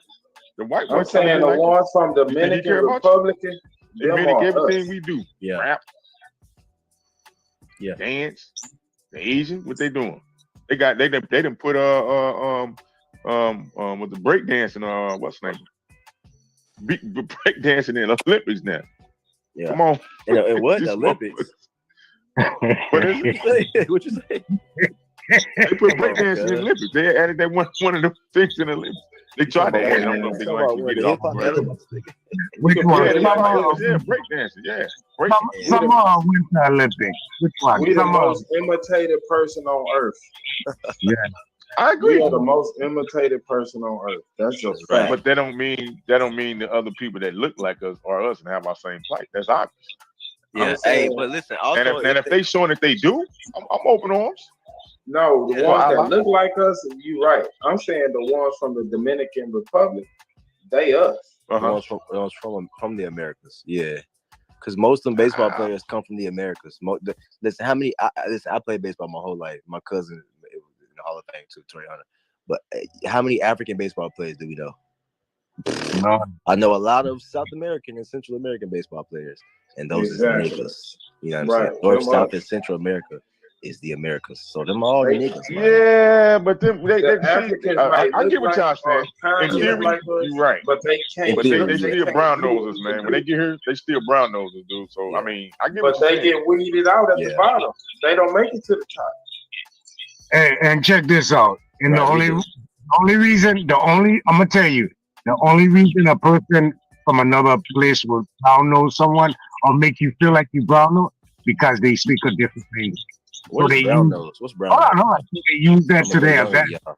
What's brown If you if you know a language that someone else don't know, you're gonna use that to your advantage, and you're gonna see yours. That's And brown plus you speak that language, you're gonna see yourself as superior. as a more qualified person. I'm not trying to put no separation in no one. I'm just giving you a sound to reason on. I mean, I get what y'all saying, but the separation is already there. Now, I agree with y'all. We should make those allies and connections. I have no problem with that if it's reciprocated. I have no problem with that. Yeah, I have no problem with it. and it's just to say that everything is being eaten off of us, whether it's baseball with these South American niggas, Central American niggas, basketball, football, you know what I'm saying, hip hop, country music, it's all been rock music, academics, farm, everything. Yeah, even country and rock music started with niggas, man. American niggas started country music and rock music. Now look, you think Elvis made it? We think, man. Classical. Mm-hmm. Classical music. Elvis got his style from a nigga. If you go, I forgot the nigga I name, think but Chuck he Berry. sounds exactly like Elvis. Sound exactly like him. And do No, but he all copied his his shit. whole swag. Yeah, he was learning it. You seen the Elvis movie? He up in black churches and shit, copying the little leg moves and trying to. Yeah, man. They all did Hey, that. you know how they catch up too. These motherfuckers, boy, they study, they bro. drinking that black breast milk. They drink that black breast milk. Nah, I don't worry. I don't know. They got their own drop. That's it. You No, right. listen. Listen. When I moved to Georgia, I met some white boys. You know what I noticed about them? We don't look up lyrics, do we? We don't look up lyrics. Niggas just rap that shit, nigga. It's natural. They read lyrics, bro. They read the fucking song. This is why I say they know why? mentally lazy. Them niggas is they figuring shit like a parasite. Them niggas is figuring that shit out while you just living it. But they have to because they can't remember it, so they have to write. And that's their gift, and they curse at the same time because they're not original, so they have to study it to get it in, cram it in. They got to write the instructions. Oh, I gotta step by step, 1, 2, 3, 1, 2, 3 step. Yeah, I mean, they made it a gift, but they made they curse a gift though. You know, they turned their curse into a gift. Let me let you know. Let me let you know. They can't join the rhythm. That's right too. Let me let you know. Let me let you know how natural and how powerful you are. So if you see the in people's knowledge, they try to say that man is a mammal or man is an animal. Yeah. Now, some man are. You are not. Well, let me give you an example. By natural instinct, an animal already have a habitual habit or habitual transition. The bird just naturally gonna fly south. You don't need no one to tell it that. It don't need to learn that. When it's time, it does that. The whale gonna fly. The salmon gonna spawn in the wherever they. You know what I say? Naturally is embedded in them. Naturally, for innovation to come, it's embedded in you. All natural. Now, let me give you a next example. How many of you guys can smell the rain coming before it actually rains? That's right. All right, this is a natural instinct you have, like nature, like anything else in nature, right? But the man They don't have that. The man got to go and observe nature and repeat it to follow behind it so it can have a substance to itself. That's right. Human. But the original man, no, is already natural tuned to what's in nature. So if you see that and identify that in yourself, you already know who you are. Bro. You have no questions within yourself. That's right. Who you are. That's why I was speaking earlier about what's natural, man. You know what I'm saying? I think they peeped that early. Like, oh, these niggas naturally just producing everything for themselves. Y'all get what I'm saying? Like, that's simple. Like, yeah, like these niggas got their own shit, their own food, they got their own kingdoms within each household is its own kingdom. So even the talk earlier, like, what if some of us want to just not do nothing or be lazy or something? It's like, I understand that point too, but my point was like, naturally, you did produce. It's just natural to do that. You see what I'm saying? Like he's saying about the natural man. Now these folks, they come around looking, what are people producing for me to eat off of? Nigga, we doing this shit in our house naturally. We got like you making ice cream on the patio. Like you said, grandma selling hot plates just cause it's what you do for your community. You see what I'm saying? But, hey, go down there and take this to Reggie down the street. All right, grandma, I got you. You see what I mean? That's natural. That wasn't no. She not trying to eat off of him. She just naturally producing for the people. And I think that's the biggest thing to get from that is like, this is natural to produce these things. But these unnatural people came in and peeped that and realized, oh, they don't want to do this no more. They cool with us just helping them do this stuff. Now we got them. You see what I'm saying? Now we got them. They cool not producing their own. My thing is, nigga, I don't want no help. I don't want none of their help. I don't want to work. I don't want nobody giving me no check just because I'm giving them my time. Fuck that. Nigga, I'd rather produce it. Would you say that they exploited our nature? Our natural being is just, feeding the community, like you said. Do you think that we was exploited? You said were we exploited for that? Yeah, because if they can't produce and we the producers. Yeah. You see what I'm but saying? Listen, they can't even cook, my dude. I know. We've been feeding them motherfuckers since they still can't cook, bro. They still got food. They still use salt. They are the original. If you go to any soul food restaurant, if you go to any soul food restaurant, it's full of pale faces.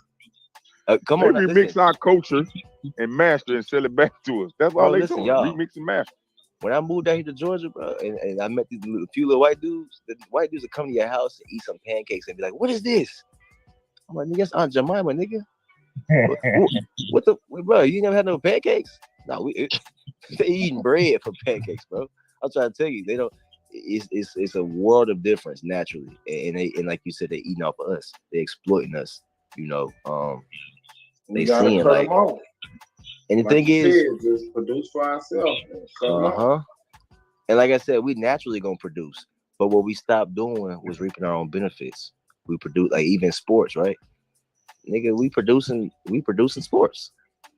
They producing the contracts while you niggas is producing ABA. Yo, we make that. We make that cool stylish, bro. Louis Vuitton and Prada. Bro, we and made all the clothes. Bro, come on now. We make that shit hype. We hype that up.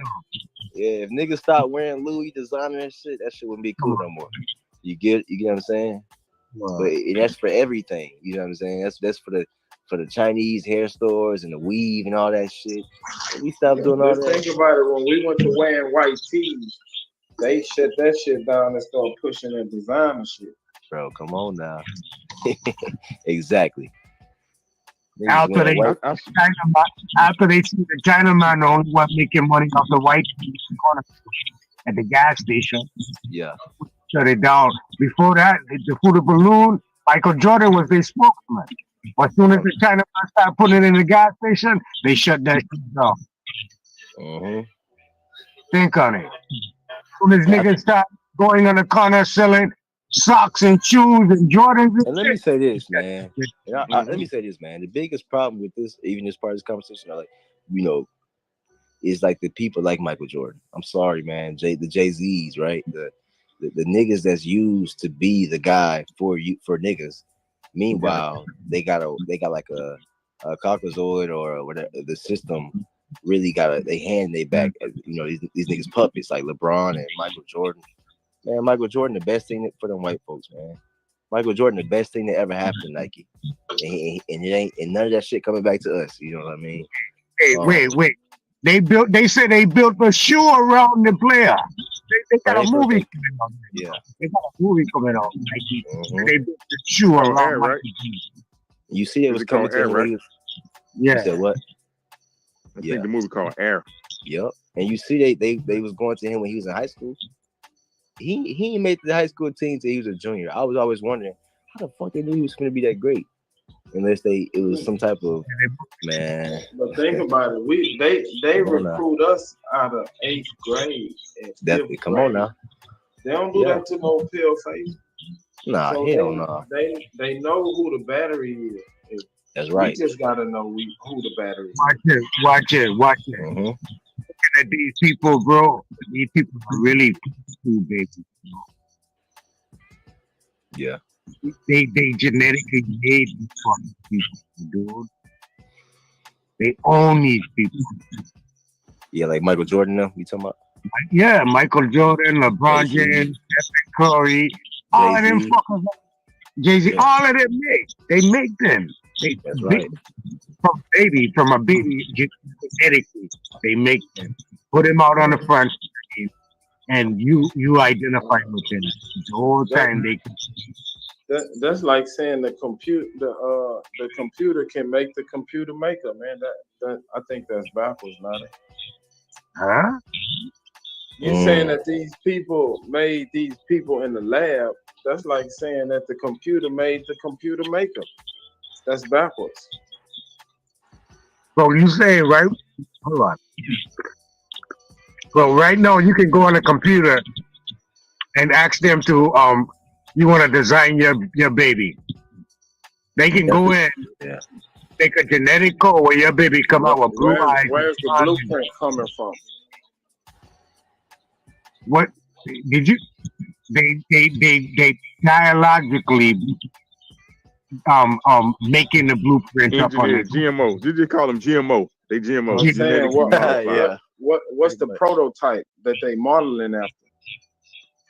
Like a human, like a genetic. Yeah. That's what I'm Mankind. saying. The man is the man, and mankind is the made man.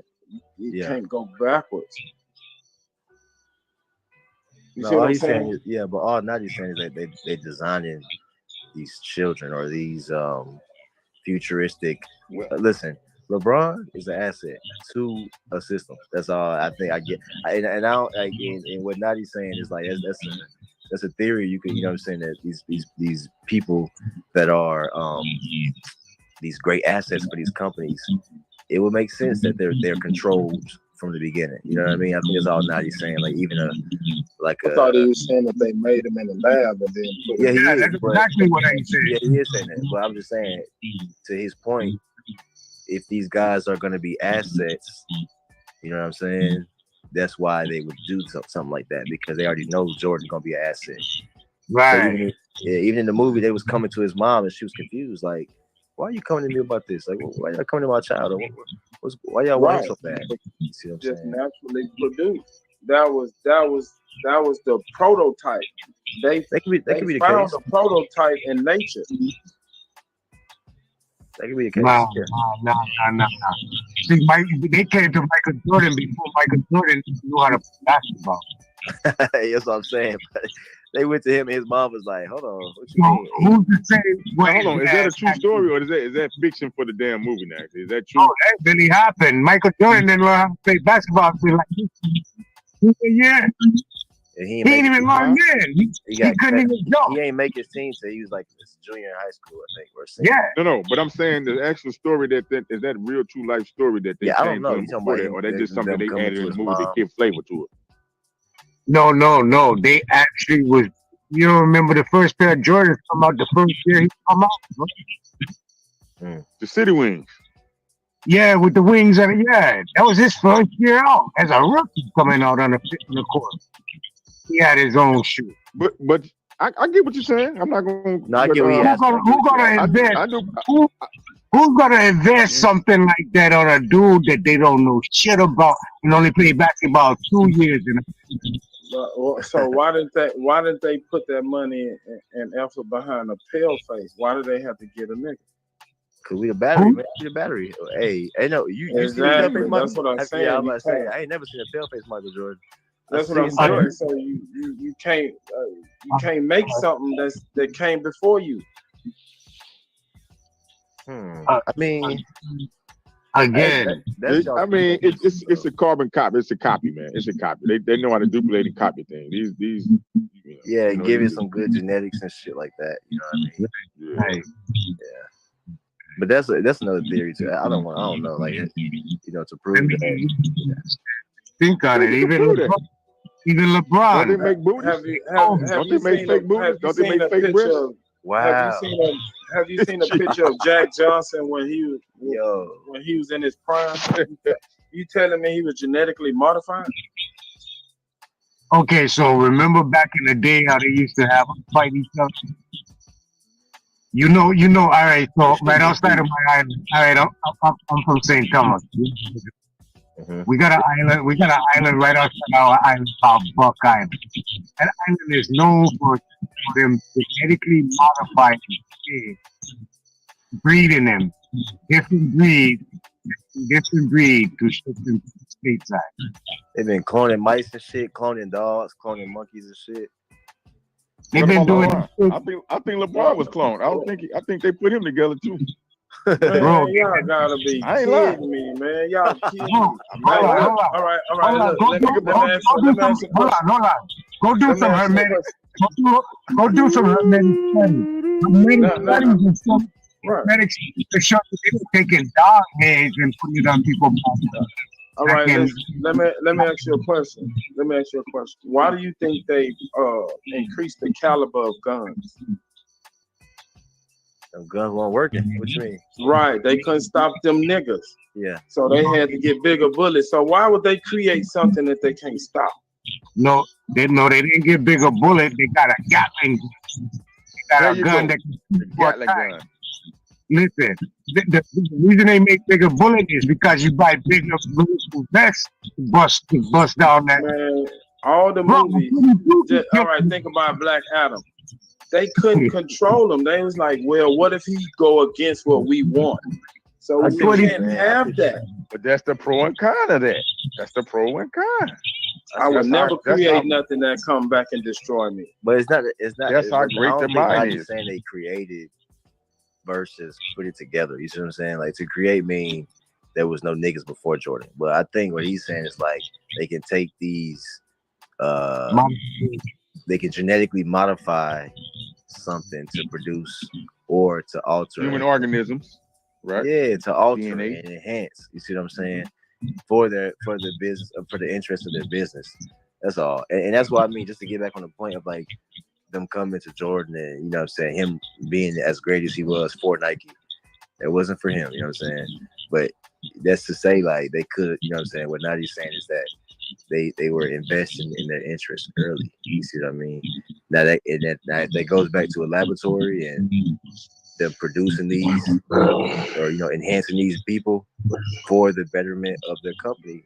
That would make sense. I mean, it might sound far-fetched to some people to but think. You know what though? You know, I want to know if that story they saying in this is actually true though, or there's something they made up because like if Michael Jordan, they need to fix that nigga eyes in. What about Mike Tyson? What about Mike Tyson? You saying that he was genetically produced? Yeah, check it out. Do you know? Look at this point about Mike Tyson. Remember, Mike Tyson fell off the map. Mike Tyson didn't come back on the map until his daughter got crushed by that gym machine in his house. His 3-year-old daughter. She got sacrificed. He came out with a podcast. He's very relevant now.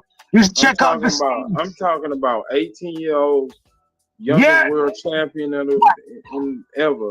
You telling me he was modified? Yes, genetically modified. Oh man, come on, Nadi. Every last one of them you see that's out there on that silver screen, bro, is placed. What about Magic Johnson? I'm not saying they not placed. I'm saying like But come out super, of a just keep your lab mind or open, some even shit. if you don't believe it. It's like just Hold have on. an open You said mind. Magic You know what Johnson. I'm Hold on. What man you know had AIDS for 30 years? Shit, look in the Hey. mirror. Black don't crack. No, Yo, HIV, AIDS, Hey, not AIDS HIV, crack, nigga. AIDS, AIDS crack. AIDS, nigga. 30 years Damn. plus. He said black don't crack, nigga. AIDS crack, nigga. You I'm got to just be saying. modified. I'm just saying, man. I know some dudes just walking around the street, and Just these savage. motherfuckers got superhuman strength. Yeah, I agree. And No, I don't get know what you're that- saying, and- Soup. and they- I get what you're saying, Soup. Yeah, I understand that. I Yeah. understand that. But Yeah, them but niggas, still. them walking on the street, they ain't on the silver street. I'm saying, but they ain't been to no lab. They just been in mama Hey, kitchen do y'all eating know what fucking blood greens and Hey, Soup, cornbread. let me ask you a question, Soup. Oh, go ahead, go ahead. My bad. Let me ask you, what you think about Gucci Man? Oh Lord. When he came Oh out, Lord. that nigga came out as a superhero. Whoa, I think he had a BBL in the jail. I don't know. Oh Lord, BBL, bro. Yo, wow. What's going on, bro? That nigga Gucci went in, nigga, Had a 7 butt months lift. pregnant, nigga came out, motherfucker, looking like, boy. That nigga had like the baby. goddamn, Nigga, he had the baby in prison. look like Black Panther. He had Young Thug in prison, nigga. That was the baby, Young Thug. He had him and got out. No, but y'all know what blood spinning is? Y'all ever heard of quantum blood spinning? Like athletes be doing that shit. Yeah, blood doping.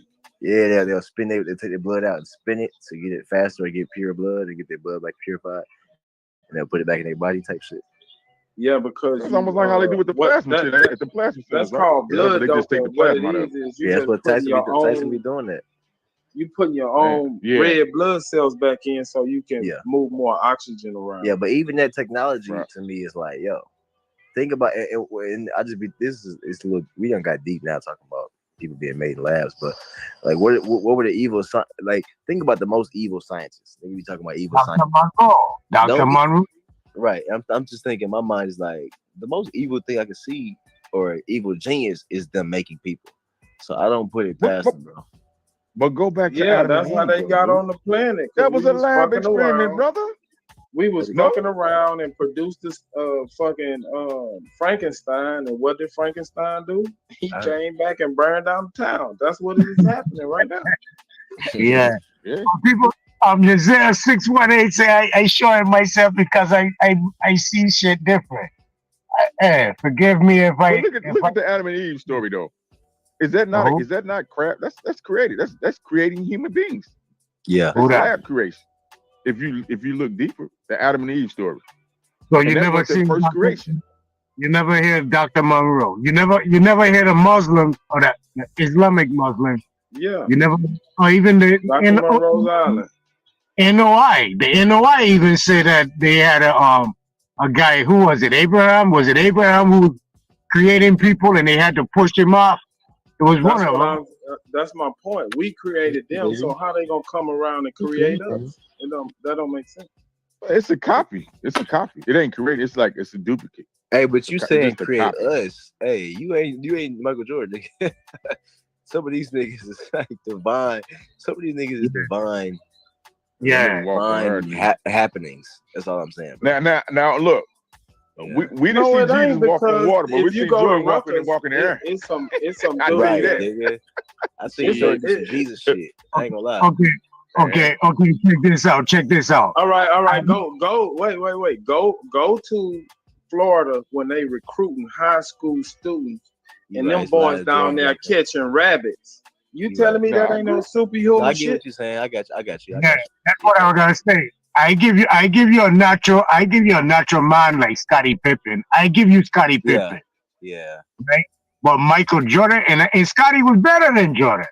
Some would argue. I would argue that. Ooh, Natty, hold on. Yeah, I would argue that. But he wasn't. Have you ever played basketball? Who, me? Yeah, have you ever played like in high school or college? Now they go get to work, boy. Yeah, I played basketball and football. But I was so mad I that I did like couldn't get Scotty though too, though. Naughty. Scotty was my guy though. Yeah, Scotty. I didn't hate Jordan, but Scotty was my guy because I played more like Scotty. I was so mad that I couldn't grow past 5'8", that I was gonna go have surgery where I stretch my leg, put like things in my leg. Nah, don't do that. Don't go outside. I was that good in basketball, but I couldn't go nowhere because I was short. You Yep. check right. So it was like damn. And watch here. I feel like I was recruited because I hit the fucking presidential award twice in my younger elementary school, and I supposed to have been in the Olympics on swimming.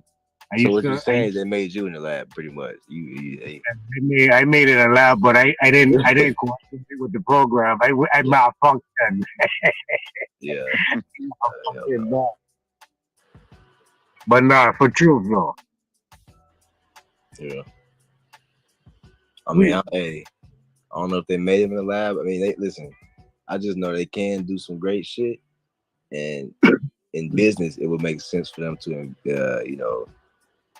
express interest in a investment early. So, and I think that's where Naughty was getting at with the Jordan thing, and LeBron and Kobe. Yeah, Kobe. Yeah, what's the odds of it being LBJ, aka King James? What's the odds of that? LeBron. It's crazy, man. LeBron James. It's crazy, man. Yeah. And his size and all that. Jordan was short, and nigga got 6'6" out of nowhere. Both his parents short. What the hell? Oh. So because I'm taller than both of my parents, they gave me some laboratory shit. Well, yeah, man, they was putting in the Gerber baby food, man. Sure. Hey, listen, Super. I ain't saying for sure he was made in a lab, but I won't say he didn't have no test on him. I can't say no for a fact he ain't had no test right on him. You know what I'm saying? Just because I know all the sports agencies. But they test all of us, you know that, right? Of course, that's my point. That's my. So you proved the point. Look how common it is. So you mean somebody like their number one investment ain't getting super treatment? Hey man, woof. And it's not to say that he even knows everything, but I'm just saying like I can see some evil scientists doing some extra work on the investment. I mean, you just talk about good business shit. If I got a homeboy that he take bulls to the rodeo. He got bucking bulls. Yeah. You think he not gonna take care of them better than he take care of the motherfucking cow? That's right, and give them better food, give them better supplements. That's just business. Yeah. Well, I'm saying, even with that being said, he ain't got no regular bucking bull. He got the prize bucking bull he had to pay $20,000 a calf for. He ain't got that $2 bucking bull. Right, but he gonna feed them and give them nutrition and vitamins and exercise. That $20,000 bucking bull, it was genetically made to be that $20,000 bucking bull.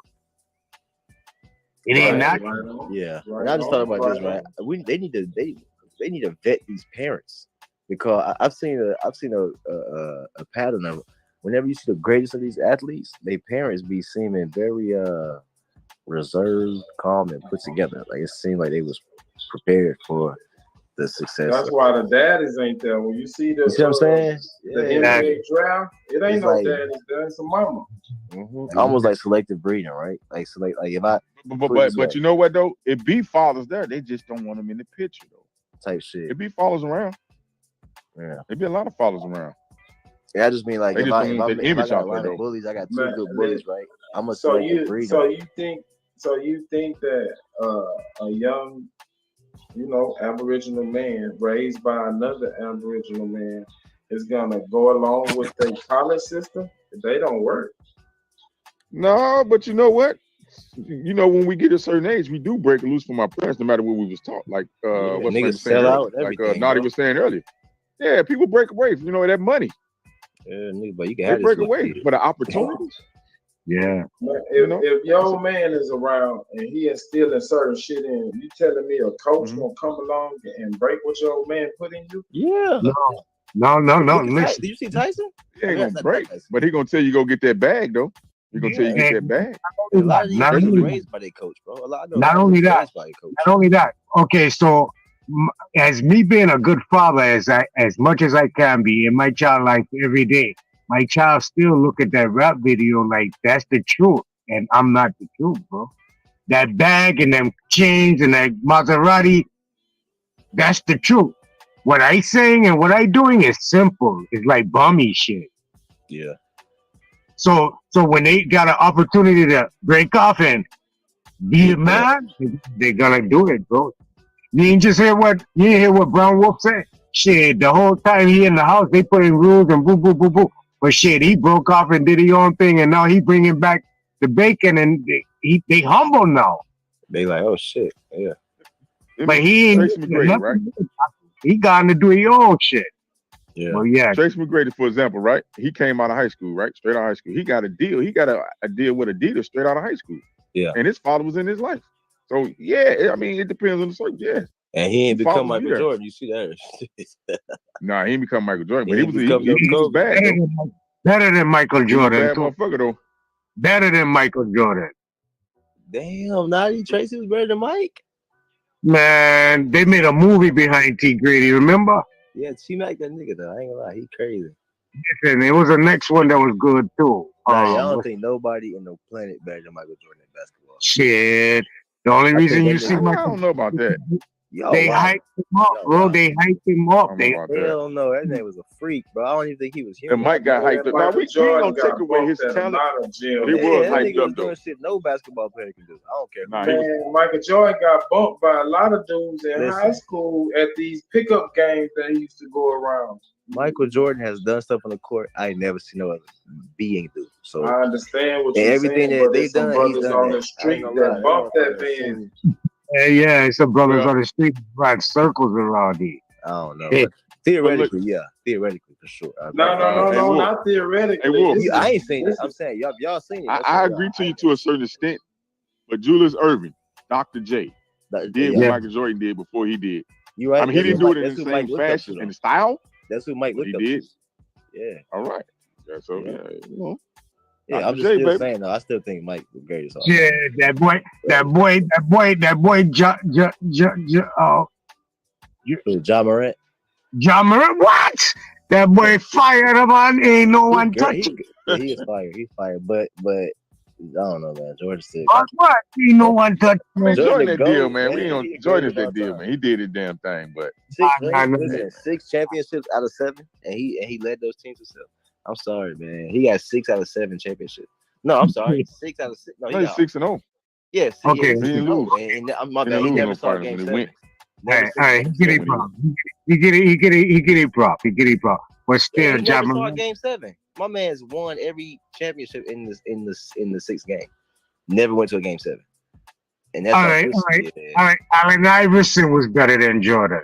Whoa, shit. Listen, AI wanted to be Jordan, man. Hold on, dog. No, If we going pound for pound, He if did we going cook pound for Jordan. pound, I gotta go with him. I gotta go He with cooked, him. he cooked that boy. He cooked the baby AI cooked that boy, man. He shook him, yeah. But y'all mean tell me y'all taking AI over? No, I'm talking about he cooked that boy the whole game. Yeah, he did. Yeah, he did. He did. Okay, let's put it like this, Wolf. Because if we give Allen Iverson the tools he needs, just like Michael Jordan had certain tools to fit around him, you don't think Allen Iverson would have had a couple chips on him? I don't think he would have did 6 though. He would have had a few, yeah, but he definitely would have had some yeah, chips. he definitely would, bro. AI, but listen, my top 3 Yeah, is I would have had Jordan. 6. My top 3 is Jordan, Kobe, and then AI. So yeah, I'm right there with AI. Hell yeah, he took a team to I'm with the you. finals Kobe, by Kobe my himself. guy. Kobe, I wrote, that's what I'm Yeah, I saying. got- Close. The only Yeah, person I can Kobe. see saying better than Jordan is Kobe. And my thing is to say that they all admitted that they were trying to be like him. Ain't nobody, you ain't better than this nigga if you admit you trying to be close to him. Like Well, AI if I said, keep somebody AI every said, I day, just wanted to be Michael Jordan. That's what he said. He said, I just wanted to be Michael Jordan. So Who said that? AI. He said that a few Oh, times. oh, AI, yeah. Yeah, he said I wanted to be Michael Jordan. yeah. He said at like, this point I am the Michael Jordan, and he started laughing.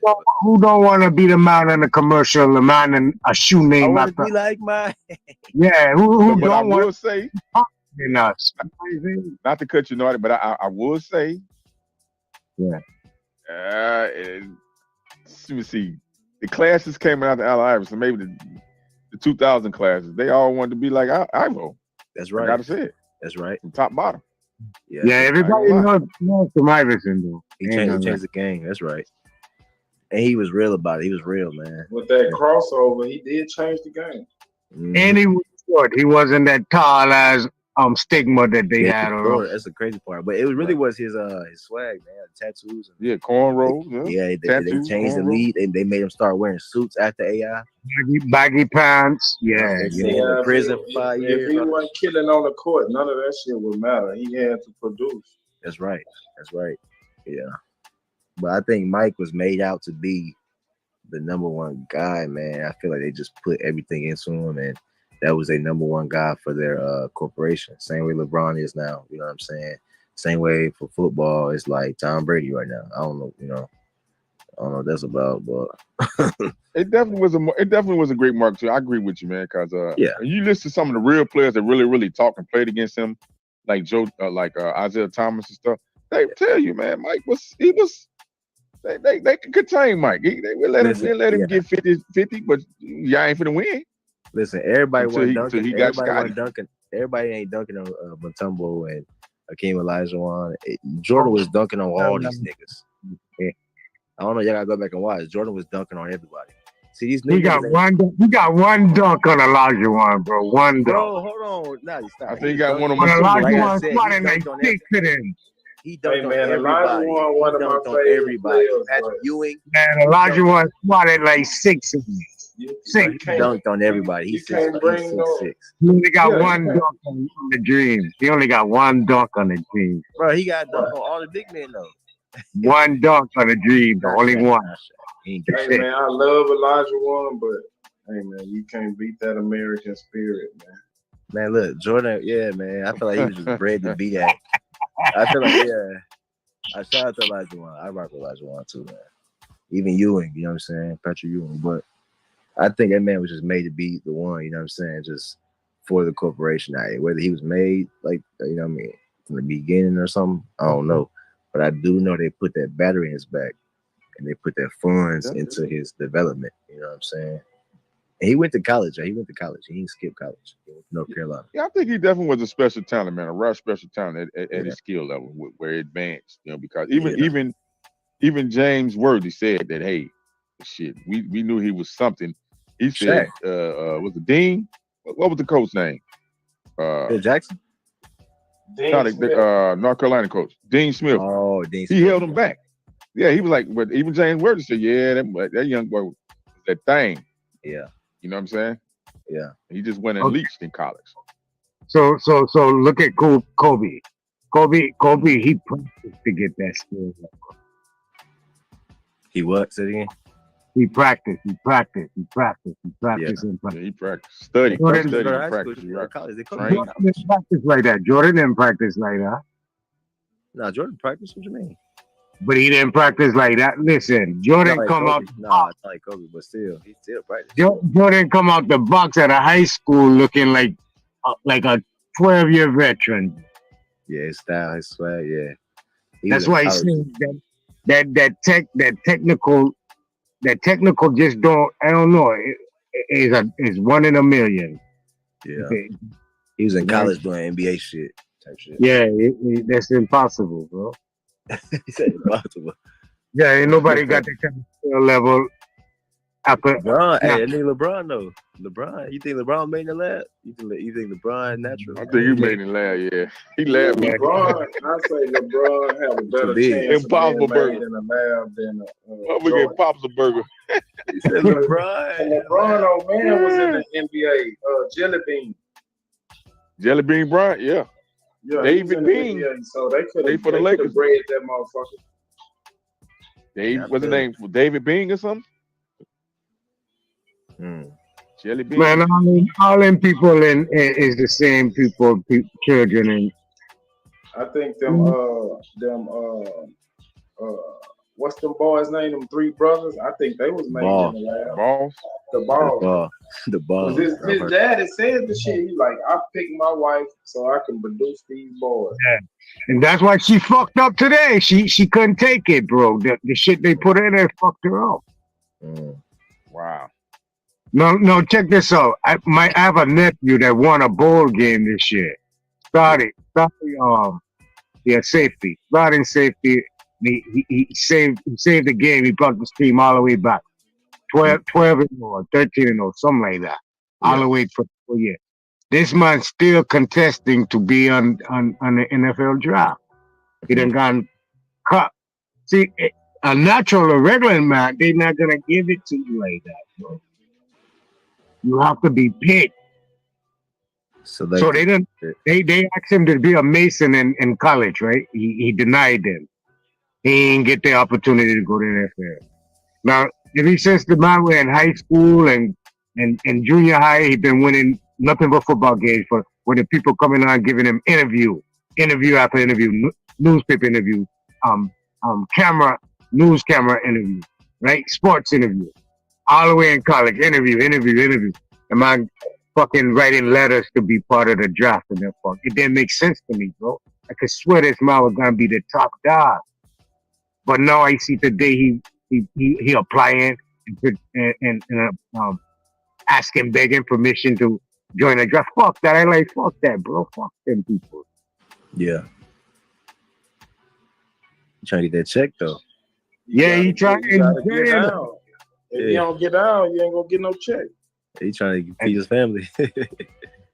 What? Nah, he didn't join them. He didn't join the frat. He didn't join the frat and the Masons and all of that. So he didn't really. He got to the combine. He just left the combine down in town. Is it too late? Nah. I think he gonna end up being like maybe they end up drafting him like too late for him to join. No, would you go to the NFL if you had the opportunity? Oh, is it too late? You know what? I would if I had the talent. Oh, you think it's too late for him to join the society? Yeah. Nah, it ain't too late. Once they offer you to come in, they basically, you got an opportunity to come in at any time. It's just on you when you're ready. If I did, I would try to go play only maybe 4 or 5 years, man. I wouldn't do no more than that. I wouldn't be trying to be playing football in my 30s. G. Hell no. So you'll take a lifeblood oath just to play football for 5 years? Nah, I wouldn't do it. I wouldn't do it on them terms. Why you didn't? Plus, I've been kind of educating him as he was coming up, so he kind of knowing it's shit that come behind that. It can possibly one of your parents or siblings or something have to be sacrificed for shit. You know what I'm saying? That shit is true, bro. Well, and particularly when you at a certain level, you see what I'm saying? When you trying to get through certain gates, you know what I mean? It's almost like a frat, like we all had to sacrifice somebody, right? So then you like, oh shit, that's what y'all doing here? Like, yeah, man, look, old Chuck over there lost his grandmother. Bert over there fucked the goat yesterday. You know what I'm saying? So he's like, what you gonna do, Mike? Your dad, like his dad ended up dying in the woods by 2 Mexicans or some shit like that. What the fuck? Black man Mexican, yeah, like he just got killed in the woods somewhere. Get the fuck out of here. but even a Cadillac, a car. Yeah, Michael Jordan's dad though. You the number one investment of this whole organization, the NBA and Nike. But your dad ended up in the woods somewhere just getting killed. Oh man, Kobe. Look, when Kobe died in the helicopter, I ain't gonna lie, bro. That had me fucked up for like a few weeks because I'm thinking, God damn, you just gonna drop a man and his daughter out of a helicopter? Man. Yeah. What? A man, daughter, him and his daughter you just gonna cut their helicopter off and just drop That's behind that Black Mamba shit, they. And then Nike, like I said, he was trying to leave Nike, life contract. Going out. I don't think it was a life contract, but they put the life contract on Bron. But the Nike contract, you ain't getting out of that, nigga. You finna start your own shit. Yeah, he had some copyright issues with his brand or something because he had some type of copyright with. He had some type of supplement brand that he was attached to him too. They was supposed right. To that Black Mamba. They were trying That's to what I think is behind that Black Mamba shit. But that's what they told us. But I think it's Nike, man. I think it's Nike. When he's supposed to be with Nipsey to do a thing on Dr. Sebi? Oh yeah, Nipsey and Dr. Sebi, yeah. Oh yeah. No, I'm thinking, Kobe was supposed to be in on that. Oh, okay. I don't think that killing was behind Dr. Sebi. I think that shit was behind teaching them kids how to code. Yeah. And the influence, man. Him just waking up. Him being an influence to niggas. You know what I'm saying? Him just being an influence. Purely, like. He was starting to listen to Nip, man. My generation, they was starting to listen to this, man. That shit happened to Nipsey. That fucked me up right there. Yeah, bro. Yeah, man. He was waking up. He just hit. Man, listen. How your last album called Victory Lap? You die. Come on, And bro. if you listen to the rap, he tells you to get your status corrected and become a make yourself a business and get a bond on yourself. He gives some game in the. He said, "I need some real nigga reparations before I run up in the bank just for recreation, dedication, hard work plus patience." Man, what he talking to them niggas? You don't think the FBI was reading that man lyrics? He said, "I'd be damned if I slaved for some white crackers." Hopping out of the van, I did the heist backwards, some shit. Listen, man, he was talking. That's all he did again. He came up with an album that was what, $500? Come on, $100 each. $100 each. Jay-Z bought like 100 of them, 10,000 or something like that. Listen, how you think he was able? I don't know. I think he bought 1,000, right, Jay-Z? I think he bought 1,000 copies. Yeah, it was $100. He bought 1,000 copies, something like that.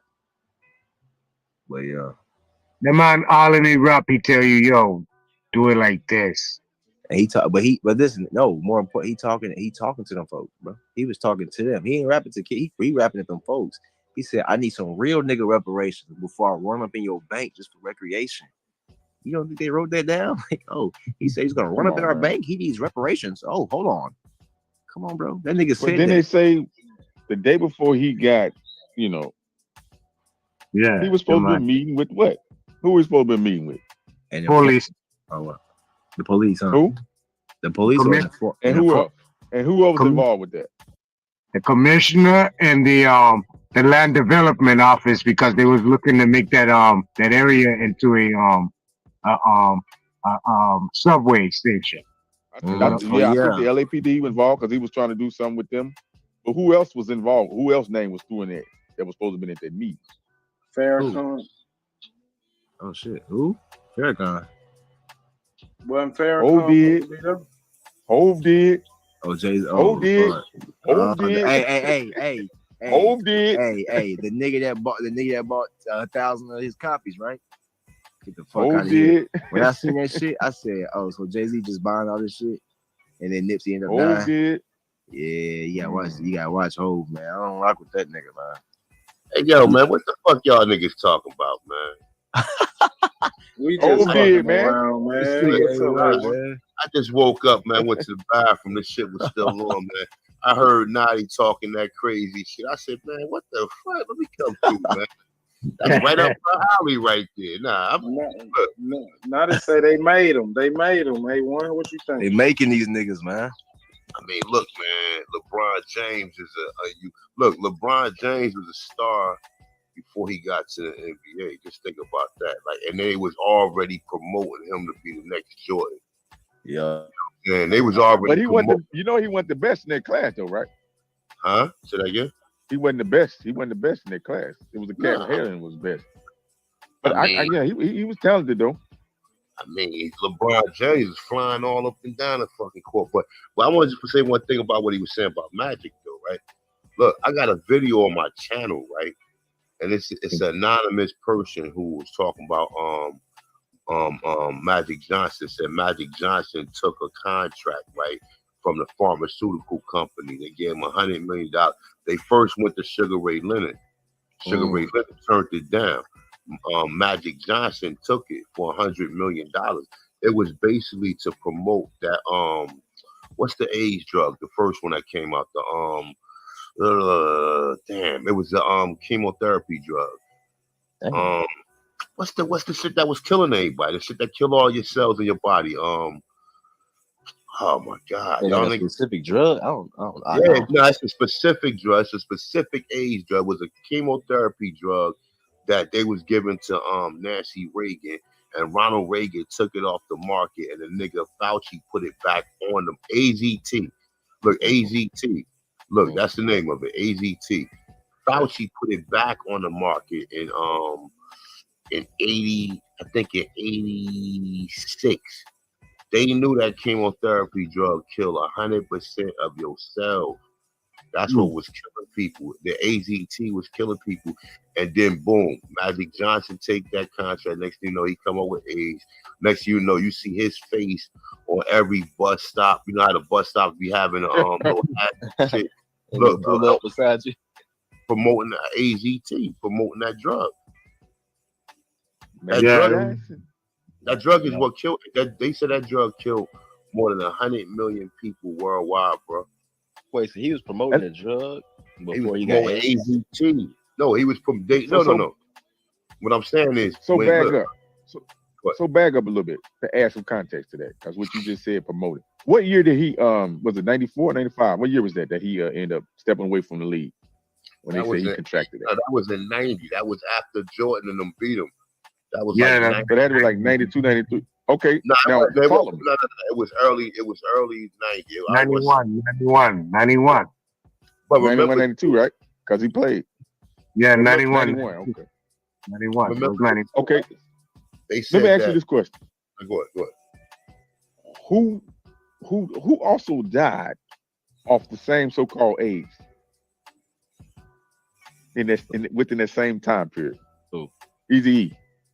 Oh, yeah. So could we safely say that Eazy-E, they probably gave that same deal to Eazy-E and he turned it down, and the reason why he made his demise? Could we say that? Eazy-E. Could we say that? Yeah, they never actually said Eazy had AIDS. You know what I'm saying? They never actually confirmed it. They just said he had an illness. But I'm just saying, could we say that they probably presented that same offer to him and he declined it, and he, and they did what they did? He took the other offer. He took the other. He took the other offer. He was at the White House. Yeah, but he turned it down though. Remember, he went to the White House. Who was there? And look, George Bush and all. And they was trying to get him to sell drugs. What? So he declined. He declined. That's why they brought the nigga to the White House, because they tried to get him to sell drugs. Damn. Remember there you go. Remember who the number one drug dealer is? Yeah. Ooh, Freaky Freeway? Freeway? Bush, nigga. Papa Bush, the CIA, nigga. The CIA is bring drugs here. How about the White House, nigga? The White House. Whoever pushed the White House, yeah. The CIA. Yeah, the CIA create people like what the fuck is Pablo Escobar and all these. They create these people, nigga. They the Castro? What's the other motherfucking name? El Chapo, Castro. So what's the motherfucking name? El Chapo.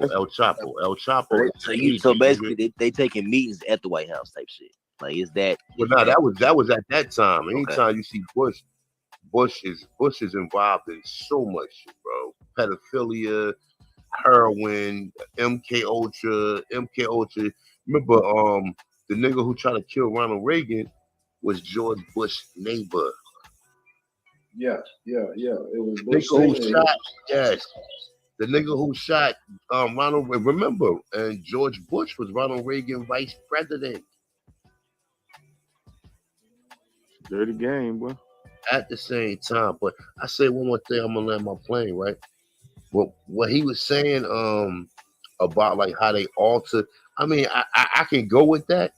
You know what I'm saying? Shit, what they said, Jordan had like damn near a fucking 5 foot vertical.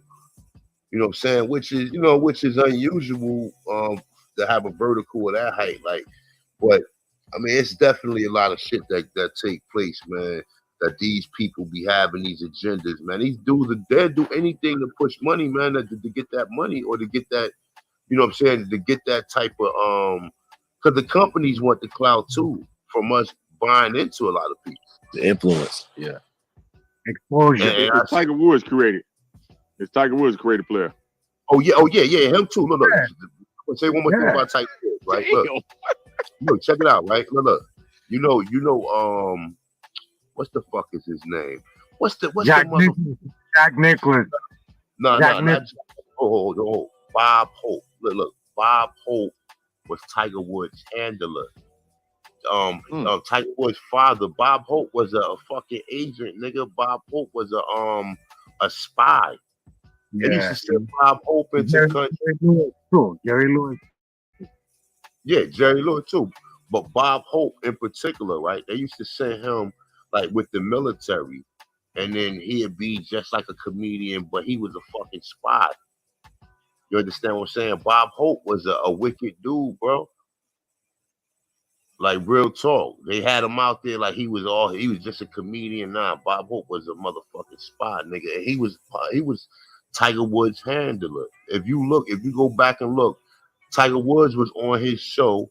Oh, yeah, I remember he was on the show. I remember When he that. was a baby. I'm talking about when he was like Oh, fucking he did a golf. He was doing a golf. He did a golf exercise. Exactly. You remember that shit. I remember that. His father was a military. What was he? He had some high ranking, right? He I had think he was like a general down there. His father was a spy too. They said his father used to go in and like when they went to Vietnam, his father went in there. Some shit he was doing. He was working for them, and then his thing was they wanted him to MK Ultra his son to be the best golfer. So they programmed him. They said, my Bob Hope and them used to use mind control on people, man. Go back and look at the book. What's the little girl name? I think her name Bryce Teller. Bryce Teller. Is it Bryce Teller? It's called Thanks for My Memories. The girl in there she talk about Bob Hope being an agent, Henry. She talk about all them Henry Kissinger, all it. Shit's so deep I couldn't even get into it because when they start talking about the girl said they was at Sylvester Stallone's house, and Sylvester Stallone had dolphins, and he used to make women have sex with dolphins. When I got to that point, I swear to God, bro, when I got to that point, I said, "Oh, this is enough for me. I'm out. I can't deal with this shit. That's too much, man. You can't take in all of this crazy shit, and it make you crazy." But when I got to that part of the book is called Thank for My Memories. And they also talk about how Ed Sullivan, right? They said they had the Jackson 5 molested right before they did a show. They said they used to have a big white dude come in there and molest them, and then they went and did the show. Like this is what she was in the book. This is what she was saying in the book. She was saying that on the Ed Sullivan show, she seen Michael Jackson and his brothers get molested, and then go out there and perform. I swear to God. The girl Shirley Temple said Ed Solomon's raped her. See? Yeah. All these getting raped out damn near every fucking scene picture she made, she was getting raped before them picture. The little girl, white girl. Well, look what they did to Brooke Shields. Was young. Yeah, they sweated her. And now they trying to make it seem like like she's speaking on it now. Like, come on, man, nobody want to hear it because them same people who was responsible for that, you waited till they died off, and then you said something about it. Because everybody that was doing what they was doing to us damn near dead. Yeah, all them child stars are fucked up. You can't name one that was in the movies or on a TV show that's grown and fully functioning now. They all fucked up. That girl that girl played E.T. What? Drew Barrymore. Yeah, she fucked up, bro. Raven Simone, man. And that old boy, was it Orlando Brown? Orlando Brown, yeah, man. Yeah, they got them. Just think about it. What you gotta pay to be part of that, bro. Oh, all them Disney actors, bro. All them Disney actors. Remember, Disney was a pedophile, bro. But Disney, like I said, they use magic and they use a lot of Crowley magic to do what they was doing with them kids. Disney World buried on a indigenous burial ground. It's built on top of a burial ground. Exactly. Buried it, so it's crazy. They didn't even mind to move the bodies. They just built the shit over the people. That's when you was getting movies like Poltergeist. When you seen Poltergeist, what they said Poltergeist is about. They said they built a house on a burial ground. It was a Negro burial ground. Because where Poltergeist was at, that was up north. It wasn't no Mongoloids up north. Them Negroes. You know what I'm saying? So it's like, you know, even when you get the Poltergeist, when you watch the movie Poltergeist, they said that they was being haunted because they built on top of an Aboriginal burial ground. Man, they fucked that little girl that died. She played 2-3 movies and died on the ass. Yup. The one was stuck to the TV, right? Yeah, she just died, bro. Just like young, too. Like she wasn't even 12 years old and died. I'm trying to understand why did Michael Jackson The Exorcist? Say that again. That chick that played the Exorcist, she was on. Oh, you talking about what's the name? Oh my God, what the fuck is her name? Nah, she's still alive.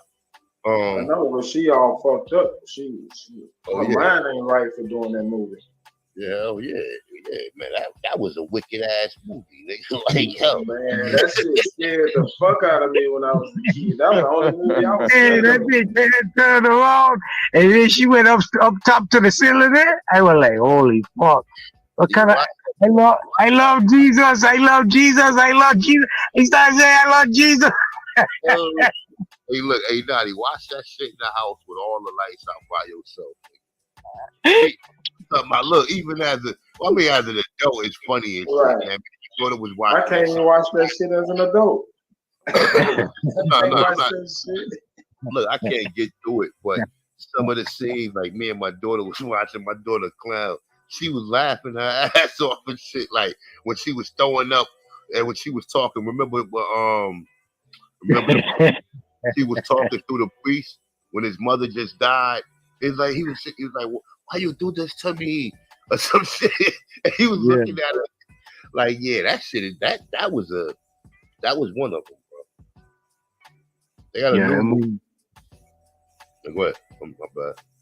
No. I listened. They got a new movie out and I was just laughing. I'm like, yo, you can't redo the old shit, man. This shit is funny. Like right now, it look like one of them spoofs. Them spoof movies and shit, scary movie and shit. Like it could be a real serious movie, but the shit is so funny now. Like that shit doesn't work no more. Her name Linda Blair. Linda Blair was the lady that played Exorcist. Yeah. Yeah, she fucked up. Yeah.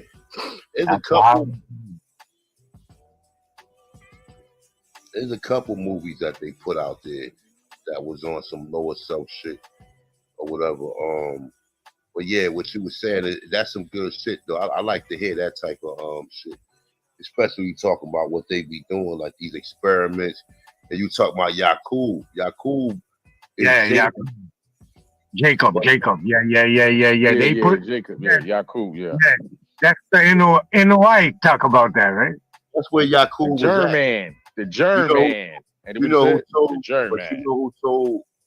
told him about Yakub? Noble Drew Ali.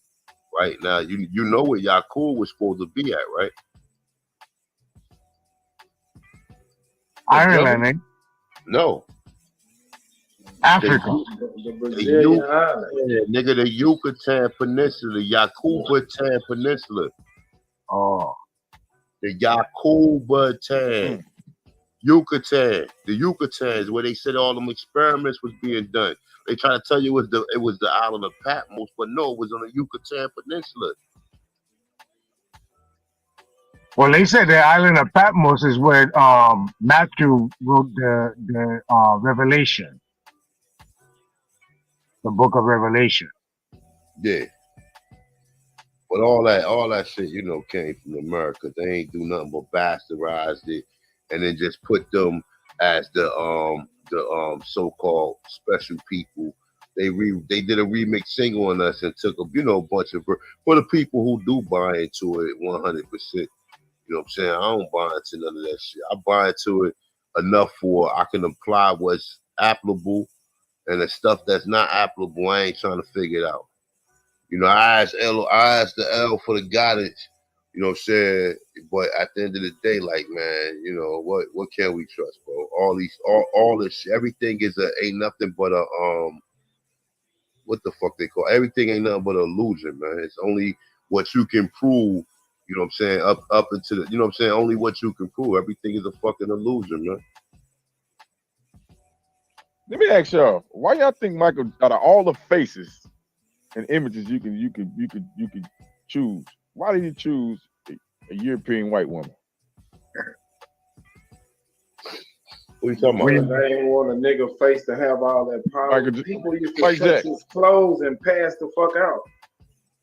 That's too much power to have a black face on.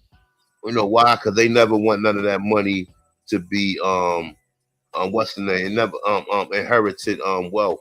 Like they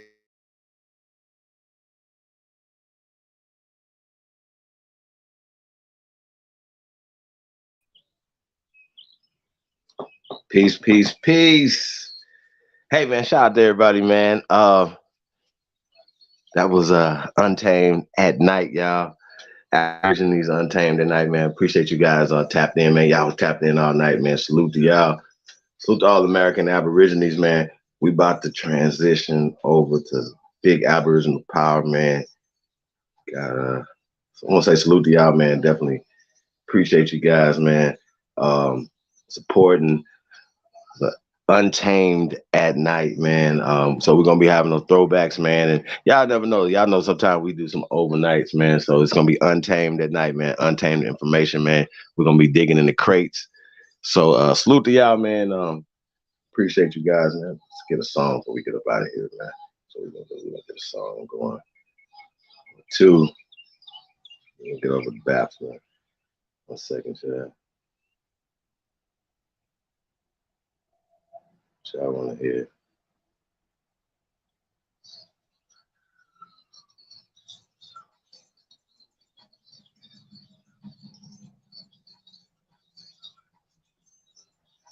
Niggas know. You know. Break to the trap, guys, I'm protected. Take the Jesus peace. Break to the trap, guys, I'm protected. While I feed streets. My phone threw me my first package, and he said, make what you can. Turned to 28 to 56, came back and hit his hands. You always pay the plug, that showed you love, that shit make you a man. Put on the plug, you niggas dumb, you still in close, let me understand. Knock off a 4-way at a text, so I went right back and got the 8. Got it going like this a race, Jell you run some dosey cake. Hotline blinking, had them thinking I've been out here moving weight. You start flexing and finessing, pussy boys supposed to hate. Blicky on me when we meet up, ain't no lacking, concentrate. Can't throw me off thinking we cool, I know how goofy niggas play. The closest to you try to do, you try to knock you out the way. Send him the guy, he think it's safe, send him the guy, he relocate. I used to break down 28s just to keep my money straight. My real trappers, they relate. Sell the nuts, smoke out the shake. How much you got, I'm on the way. Don't take too long, no, I won't wait. I coach them up, draw up the plays. I'm getting paid and getting laid. I went from G's to P's. Yeah. Bitch, I went from G's to P's. Yeah.